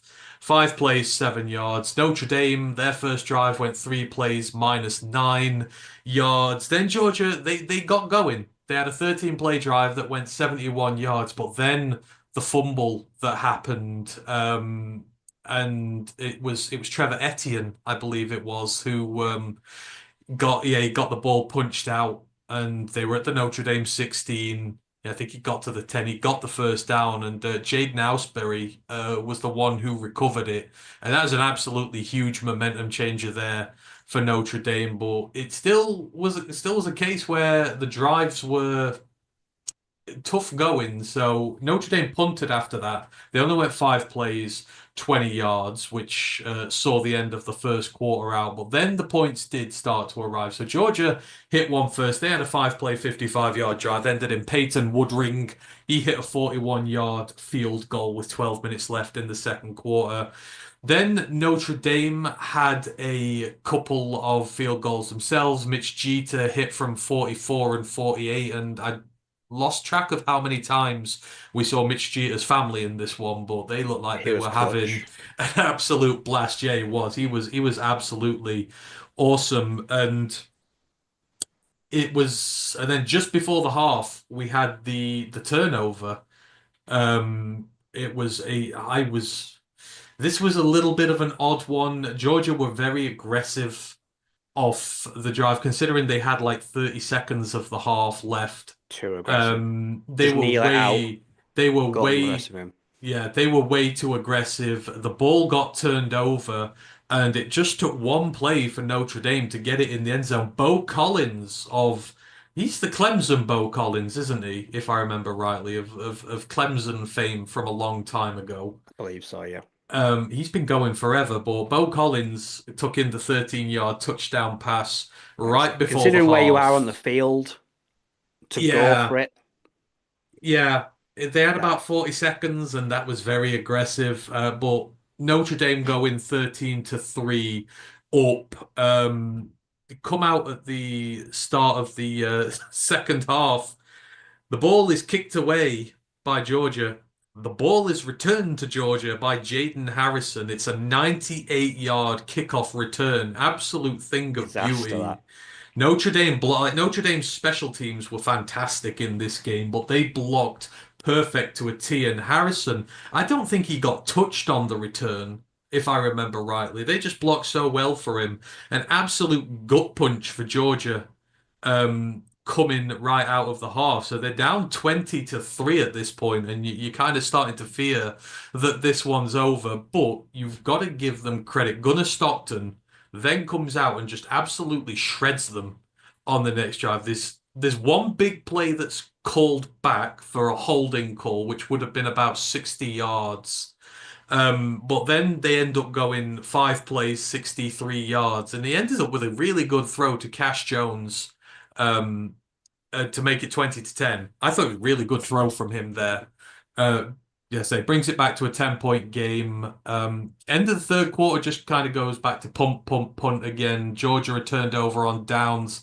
Notre Dame get turned over on downs twice as well. Marcus Freeman starts getting really aggressive, starts giving them favorable position to be able to go out there and extend this lead, but they're not able to. And Georgia get back into this one. Gunnar Stockton again to Cash Jones for another touchdown towards the end. Sorry, hang on. 23-10. I'm getting this mixed up. He's put this in here twice. It Yeah, just they didn't ends up score it, again. it ends up in a downs fest. Sorry, yeah, so Georgia turnover on downs. Notre Dame turnover on downs twice. Then Georgia turnover on downs again, which allows them to get the final field goal. And then going into the fourth quarter, it's just punts, it's downs, it's turned over here, there, and everywhere. And then, of course, Notre Dame have a really long drive at the end of the game.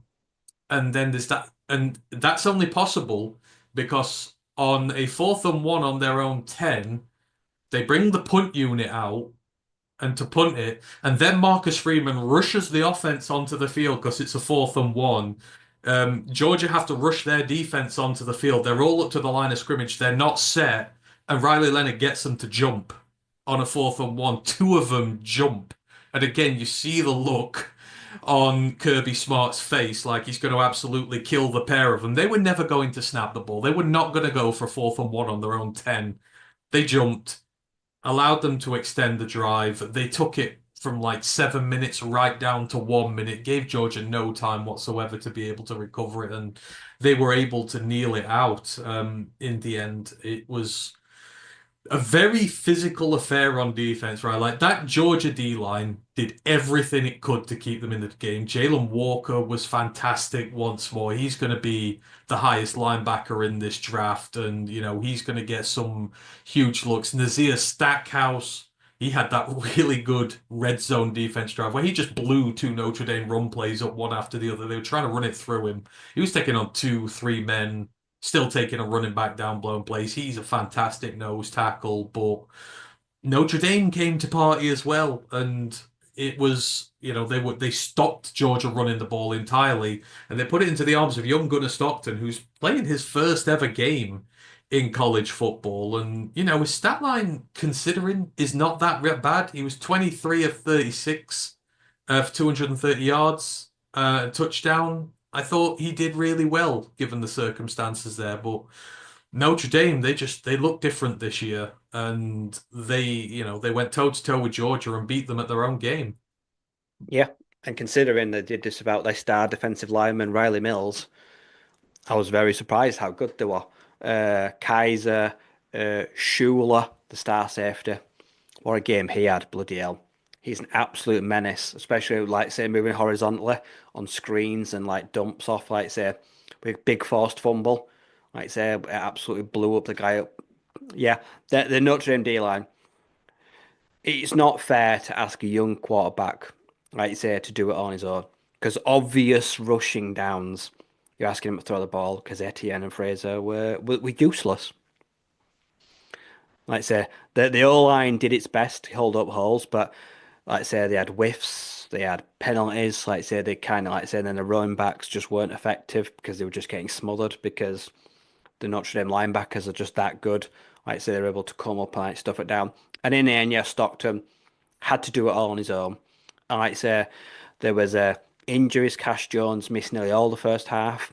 Bell went off with an injury. So at some point there was just like Delp that didn't get any looks, never got open.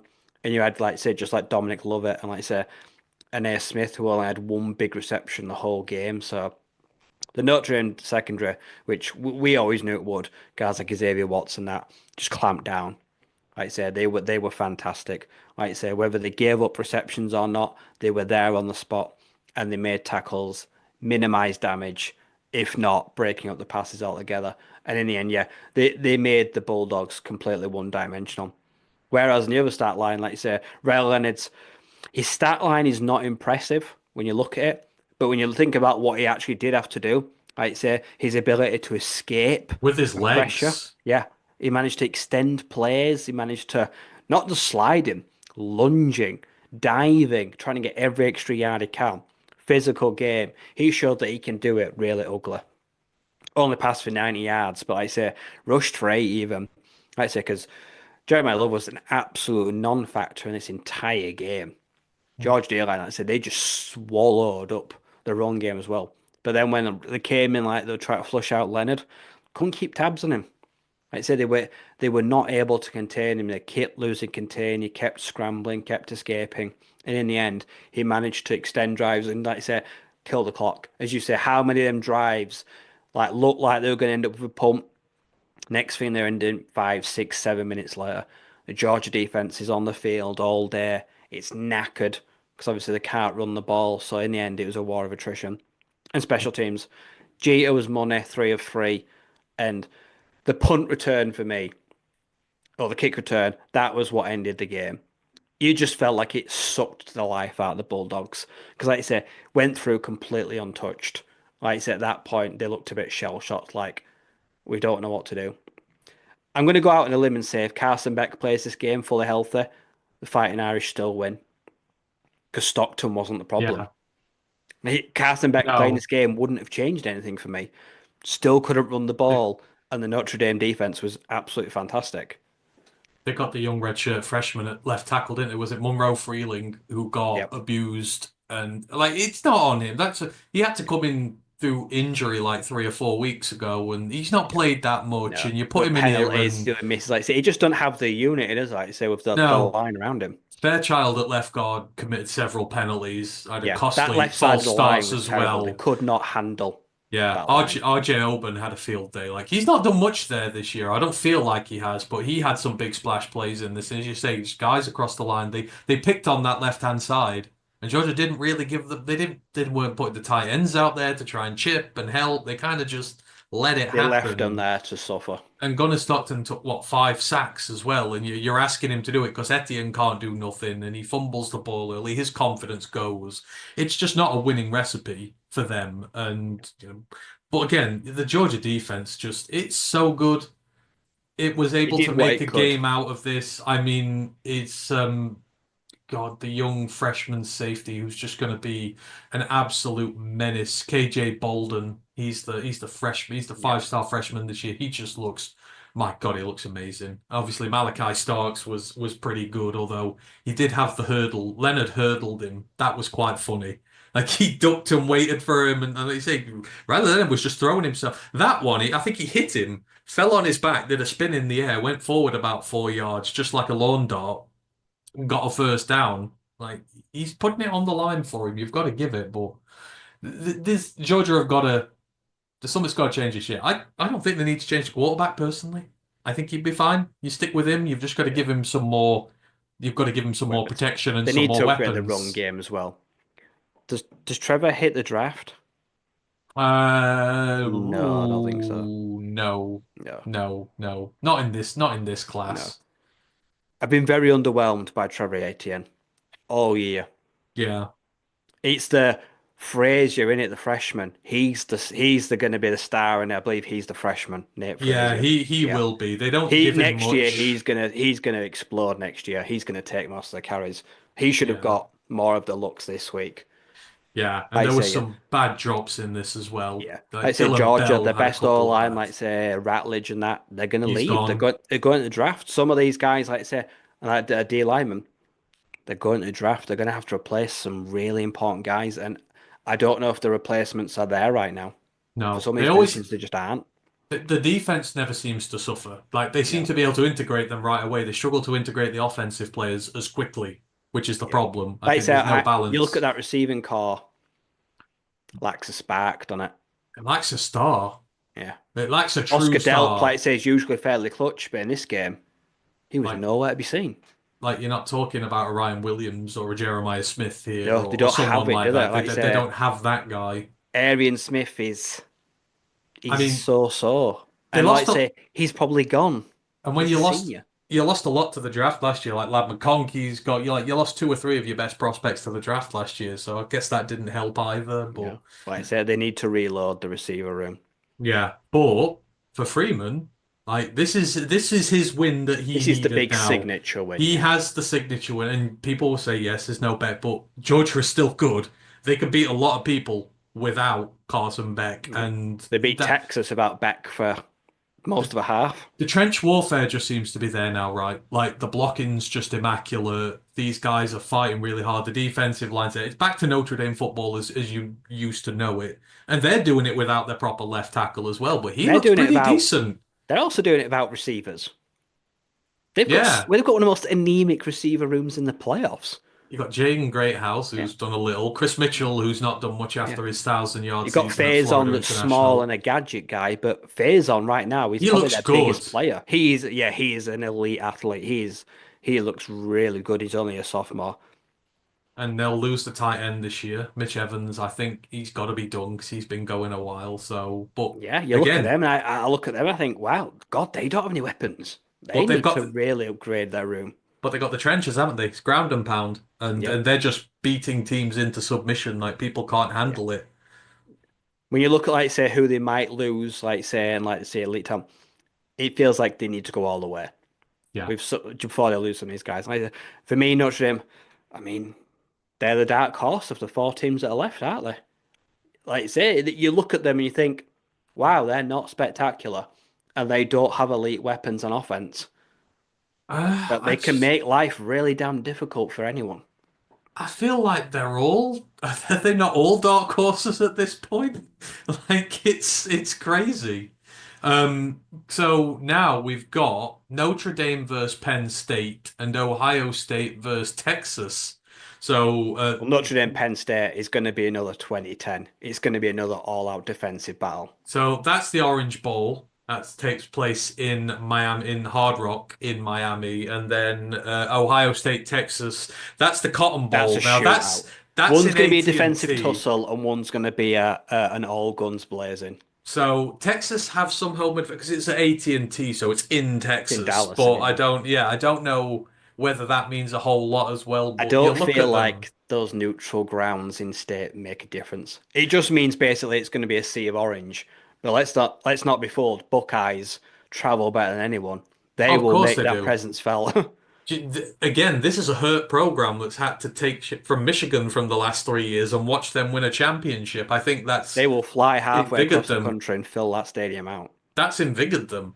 I think it's sort of had this thing where they're all like, "No, we've got to do this now," and I think Ryan Day realizes it. I quite fancy these though, but for me, I've got two clear winners in my mind here. I don't know about I you whether have you feel there's any jeopardy in them, but there's Notre Dame and there's Penn State.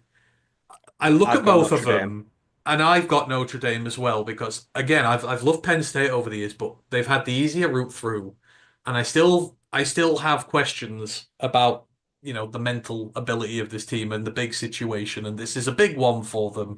Whereas Notre Dame are just bulldozing everything in their Notre way, Dame and they don't don't give the seem ball away. phased. And they've got the trench warfare. They look after the ball well. Aller is, or Penn State can give the ball away a bit.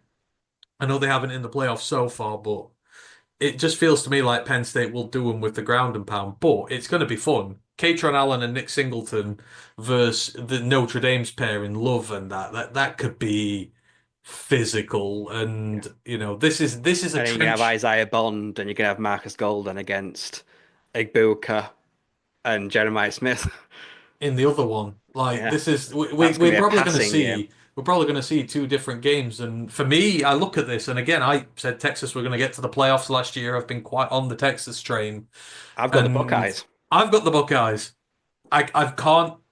I've got to see I what can't my look eyes past put in that front D of line, me. like I I've say, got and I think it can get to Quinn Ewers. And when you get to Quinn Ewers, he can panic. yeah, I've got We to see didn't what get my to him, eyes and he put was in too front of me. comfortable. He will not be comfortable against No, Tuamau and Sawyer. no, no, we will not in the slightest. So, I do think it'll be an Ohio State Notre Dame natty, I mean, and if you told me that at the start of the year, I probably would have laughed at I'd you. have laughed at you. This feels like you're going back 10, But now I've 15 seen years them in both. time. Now I just feel like that would be for neutral. Like say, I think that'd be kind of cool. Absolutely, it would. So we will see, but we're looking forward to two potentially fantastic games there, and hopefully, we get some element of doubt in there, and they do. So they take place on the 9th and 10th of January, which is next Thursday and Thursday, next Friday. Friday. Yes, Thursday, Friday, and then the Natty is on the 20th, a week on Monday after that. Yep. So we still got a On couple of Monday, we've got weeks. the Frisco, Texas, the last FCS championship in Frisco. We do. That's Yeah, on the it moves next 7th. year, so that's on Monday. Yeah, you've got North Dakota State beating Montana State in that one, so we'll see. No, See, no, no last minute changes of it's a big heart. week of college football next week. No last minute changes of heart. Nope.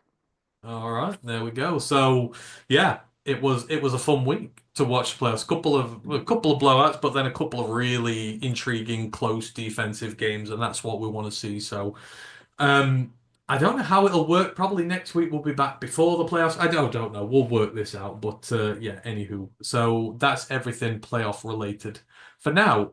Moving on. We've got about 20 minutes to go before I've got to call this. So as I mentioned, the path to the draft begins now. I know the NFL's still in full swing. I know the college football season is still in full swing at this moment in time, but the draft waits for no one, and the All-Star games are getting set up ready, and soon most of them take place in February and whatnot. But the opening one, the Hula Bowl, takes place in early January. It's on January the 11th. It's a week on Saturday, I believe, at this point. So we need to get to looking at that. This is the first chance to come face to face with some of the prospects, with some of the guys who you're going to see.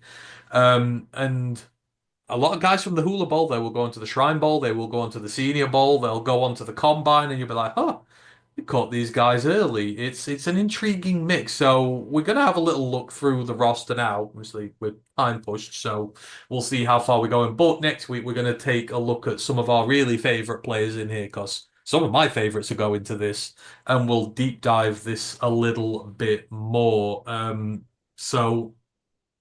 Uh, My market goes MN over VT, so Minnesota over Virginia Tech. That's going to be cool. He also says draft stuff cool. Yeah, we're getting into the draft stuff now. So just going to go through, and of course these rosters change all the time. So some of these guys will get called up to other bowls, they'll be injured, etc. So these are just the rosters as I found them, and they're the most up to date. I've got on the Twitter and stuff like that. So we're going to start with the quarterbacks who are going to the Hula Bowl, and we've got a pocket passer's delight here. So we've got Brady Cook from the Missouri Tigers. He's 6'1", 210. We got Will Rogers from the Washington Huskies. He's 6'2", 211. Spencer Petras, the big lanky SOB from Utah State. He's 6'5", 231 pounds. Connor Bazelek, he's from the Bowling Green Falcons. He's 6'3", 225 pounds. And then we've got an FCS guy in here. We've got Matthew Downing from the Elon Phoenix. So as I mentioned, these guys all pocket passes. We have some prolific passes in here. Brady Yeah, Cook not has one of these is a dual thrown. threat. No. Oh, well, possibly. Brady Well, Cook has thrown for over 9,000 yards and he's rushed for I one don't and a know a half lot much about thousand. Downing. Yeah, so Brady Cook, 9,000 yards, 49 touchdowns, 15 interceptions on 65% completion over his time in college. He's got 1,700 rushing yards, 20 rushing touchdowns. Will Rogers, of course, the most prolific of them all, 14,708 yards over 4 years at Miss State and one at Washington, 108 touchdowns thrown to 35 interceptions with a whopping 69% completion. He's rushed for 318 yards in 6 years, so that tells you about it. Spencer Petras, 7,500 yards, 41 touchdowns, 30 interceptions on 59% passing. Connor Bazelek, 12,372 yards, 66 tutties, 39 interceptions at 62% completion. But his last 2 years at Bowling Green, he's got 30 touchdowns to 12 interceptions. He had 3 years at Miss State, 1 year at Indiana, 2 years at Bowling Green, and then Matthew Downing, the FCS upstart. So in his 2 years with Elon, he's thrown for 4,000 yards, 35 touchdowns, just 8 interceptions on 60% passing. He's rushed for 300 yards and 3 touchdowns. But he was initially a Georgia transfer, Georgia recruit, sorry. Went 1 year there, 2 years at TCU, 1 year at LA Tech before finally finding his home in the Collegiate Athletic Association down in the FCS. So, Ryan, I mean, the quarterbacks here, a lot of stand and deliver guys, but some of them, there's some pedigree here. Bazelek has had a redemption story. Downing's had a redemption story. Will Rogers has been one of the most prolific quarterbacks for years. Brady Cook has turned that Missouri team round. They've got a nice eclectic mix of quarterbacks here going into the Hula Bowl. Yeah. One thing I noticed straight away is like I say, they're all older. All these Hmm. guys have used up nearly all of their eligibility. The odd man now, obviously, let's say, with no disrespect to Spencer Petras, he's been naff most of his career. Absolutely, he's the biggest, he's the strongest, one of the biggest arms, but like I say, it's not clicked anywhere for him. And I think that's obviously, I think that's down to a poor choice of schools. Like say Utah State and like say back up at Iowa. It never looked good for him. We're gonna. I have no idea what to make of him because like I say everything I've seen is not good. And then like I say you've got one of the best quarterbacks in college football history. Will Rogers holds records for the most completions in a season in SEC. He has the SEC record for completions, 1,300. He's got the most touchdowns in SEC history in 94. He's a pure, flat out air raid guy. Like I say, 6'1". He's not big, but got a big arm.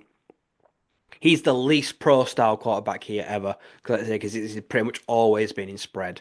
And he's never really on pro offense, like I say. And the guy has got the most mileage on his clock, maybe of anyone in the draft.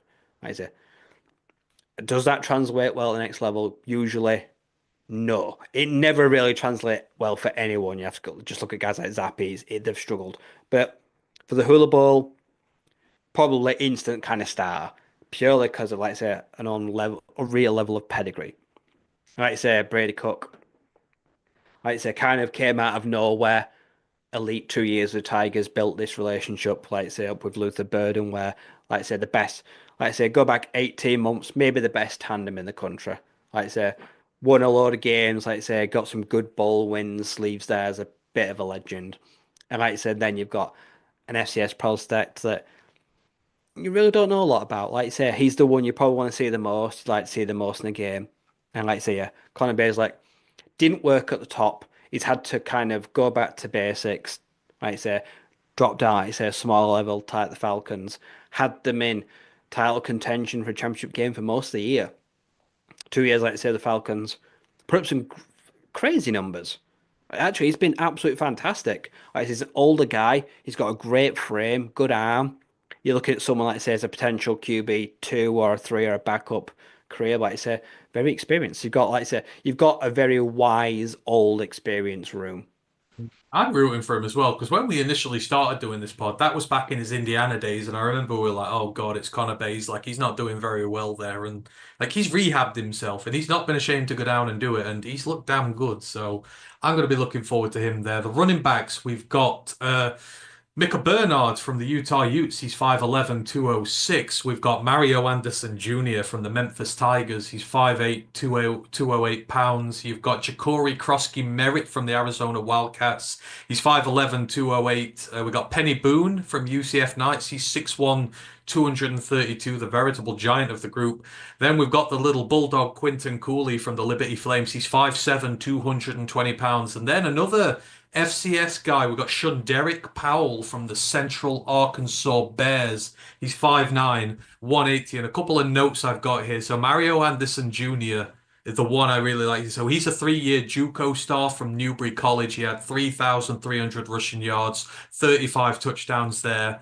1 year at South Carolina in the SEC. He rushed for 707 yards and 3 touchdowns, didn't fumble the ball once. He's had 1 year at Memphis, 1,362 yards, 8 100-yard games, 18 touchdowns, has not fumbled the ball once. In 2 years at the FBS level, he's not fumbled once. He's 464 yards and 4 touchdowns as a receiver. Shunderick Powell, 2 years at North Alabama, 2 years at Central Arkansas, 4,000 rushing yards, 38 touchdowns. He's only fumbled 6 times, 3 consecutive 1,000-yard years. He's got 800 yards and 4 touchdowns as a receiver as well. This is the Mighty Mousers here. We've got a lot of 5'8", 5'7" guys. We know how good Quinton Cooley is, especially last year.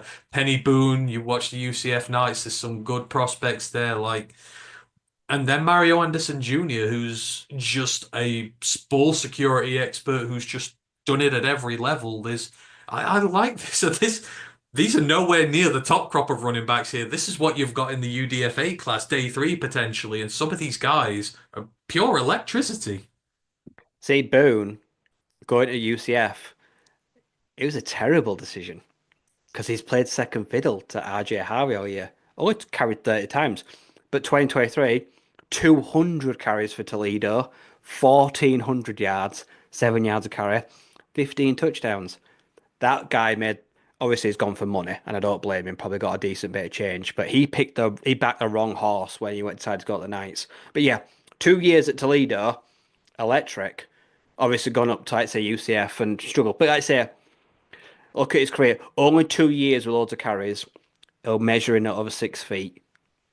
Got some muscle behind him, bit of weight behind him. He's also got experience, like I say, in the Big Ten with Maryland, MAC Toledo, Big 12 UCF.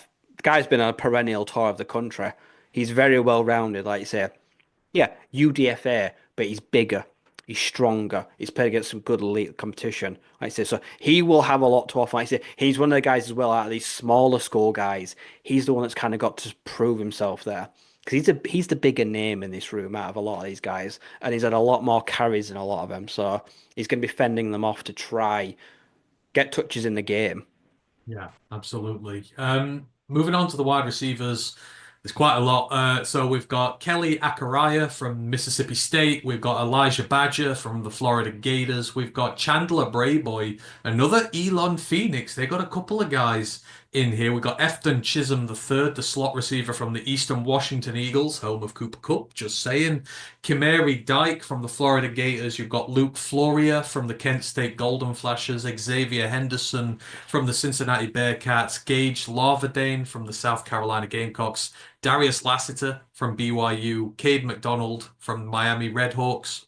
Jordan Moore from Duke. Jerwan Newton from Toledo, Jamal Pritchett from South Alabama, Rock Taylor from Memphis, Winston Wright Jr. from East Carolina, and the guy who many thought should have won a certain Biletnikoff this year, Nick Nash from the San Jose State Spartans. An eclectic mix, not as many householdy names in here, but Nick Nash will certainly be the one who's wanting to burn a warpath on the path to the draft. Yeah, the Hula Bowl, I like it because they're nearly never household names, and I think they kind of go for that. But it's funny, like you say, you mentioned uh, another smaller, skinny white kid that spent his whole career at Eastern Washington. They've got a lot in common. Also, Casually, 350 catches for nearly 4,000 yards and nearly 40 touchdowns. Efton Chisholm is thought of as one of the best receivers in the whole of the FCS. He's been absolutely elite. And like I say, he's only like 5'10", 5'11". Like I say, he is very much built in the Cooper Cup model. He'll come in at like 5'11", whereas Cooper Cup was listed like 6'2", and we knew he was never near 6'2". You just look at him. They're very much alike. And like I say, they've had stellar careers there. So he will, unfortunately for him, he's going to get a lot of comparisons, and everything he does will probably be measured to Cup. But like I say, yeah, there's two guys that say Nick Nash. He'll be 25 now, so he'll be one of the oldest players in the draft. But he's had an absolutely stellar career. And this year, like I say, he was an absolute monster. Like I say, everything. He's got long range, he's got big size, he's got everything you need to do. Like I say, he's very good. But I'd say some good guys, like Rock Memphis. He was just super clutch down the field. Like I say, a really good guy. And like I say, some good guys like Elijah Badger, good as a Sun Devil, playing the Florida offense. He's probably all right. Yeah. And then my favorite guy on the list, though, Darius Lasser. Like I say, he was the go-to guy for the Cougars this year. And like I say, he made some clutch plays. I think it was a game like with like 10 seconds to go. He caught a ball and broke 3 touchdowns against UCF to come from behind and win. He's a tall kid. He's very skinny, but he's got a frame build muscle. I really like Darius Lasser. I think he's someone the Lions should look at. Like I say, he's got a good eclectic mix of route tree. Yeah, absolutely. Tight ends. So we've got Tyler Neville from the Virginia Cavaliers. He's I don't six know three. any of these guys. Yeah, Tyler I Neville like from that though. Virginia. Yeah, that's it. That's what you want. You want these guys on your radar. Carter Runyon from Towson's. That's another Oh wait, I FCS saw Joshua guy. Simon Joshua play in the bowl Simon. game. He was very good. Yeah. Joshua Simon, South Carolina. Cole Taylor from West Virginia. He is 6'8". He is one of the best run blocking tight ends in this draft. I absolutely adore this kid. He is the one I know because I'm a big West Virginia fan. Jermaine Terry II from the Oregon State Beavers. Anthony Torres from Toledo. Steve Klotz Oh no, from Klotz. Iowa State. Yeah, he's good. He's been underused by Iowa State, but another good run blocker. Yeah, But Simon had a good bowl game. he did. Like I say, he wears number 6, doesn't he? He Doesn't look like a does. tight end, but he moves like a receiver. He It was a does. good outlet for Lenore Sellers. He does indeed. So yeah, I say we'll deep dive these guys next week. Offensive line, the centers. We've got Eli Cox from Kentucky. We've got Jacob Gideon from Western Michigan. Jared Hufford from Iowa State. Brandon Yates from West Virginia, who I also know he is very good. And Dylan Poirier from the New Hampshire Wildcats. Now he's played a full season at right tackle, a full season at left tackle, and then this most recent season at center. So call it versatile. The centers are in there. The tackles, though, for this, some good ones. Quinn Carroll from Minnesota, 6'7", 315. Peyton Collins from Eastern Kentucky, 6'6", 301. Dalton Cooper from Oklahoma State, 6'6", 315. Reed Holsky from Miami of Ohio, 6'6", 306. Valentine Sen from the UConn love Yukon tackles, don't they? They Huskies. love big offensive linemen. I love my Yukon Husky. Valentine Sen was on my watch list this year. You will hear about him next week. 6'7", 305. He's the left tackle. I absolutely adore him. You've got Braden Swartout from Central Michigan and Jordan Williams from Georgia Tech. Are there any of those tackles on your radar? I know Quinn Carroll, he's the right tackle for Minnesota. He's been very good this year. Mile Yeah. Marker will know him. I've looked at some. I saw him when I was looking at their left guard. Minnesota, they brought back like 3 all honorable Big Ten linemen this year. Their O-line's actually been very good. Yeah. It has indeed. We'll hear about him next week. In terms of the guards, we've got JJ Lipp from Northern Illinois, Drew Moss from Colorado State, Lucas Scott of the Army Black Knights. We have a service guy in here this year. We've got the greatest name going, D'Artagnan Tinsley. We have a D'Artagnan, y'all, from Cincinnati, Clay Webb from Jacksonville State, and Addison West from Western Michigan. Clay Webb, I'll tell you right now, is another one of my favorite draft prospects. The left guard from Jacksonville State was the big recruit for Georgia, but he could never get in front of Van Pran at center, so he dropped down. Absolute monster man mauler. Any of those guards you've seen, Rye? Yet. Uh, I've seen Scott. I've also seen Drew Moss. But yeah, Lucas Scott, like I said, their offensive line at Army as well. You're not going to find a more disciplined guy, No, you especially in, won't. like say, in run blocking. Be elite. Absolutely, we will. So yeah, that is the offensive side of it. Right, I'm gonna have to leave it there for now because we've got the main podcast coming up soon. But as I say, me and Ryan are gonna deep dive our favorite players for next week. So I was only able to put this list together yesterday, but we just kind of skirted over some of the guys there for now. The defense has got a lot of potentially great guys in there as well. Some of my favorite draft prospects. So we will return to this next week, and we will probably just do a show on the Hula Bowl because the playoffs will not have happened. So we will go down into this show. It's going to be good fun. Is there anything else you quickly want to mention college football related this week, right before we get out of here this week? No, No? No? Just looking forward to we'll be FCA. getting we'll get the combine, the Senior Bowl lists. They'll all be done now. Like I said, the invites are all sent out, so the rosters, like I said, they'll be out soon, I imagine. Yeah, absolutely. And obviously the FCS game is on Monday, so that is gonna no Tuesday. Tuesday, isn't it? It's It'll be Tuesday. Tuesday morning for us, yeah. Tuesday morning for us. So we'll have that. So we'll go through that next week as well. We'll go through all the Hula Bowl in a lot more depth and yeah, we're gonna sort of transition into draft stuff now. So as always, ask us questions, let us know.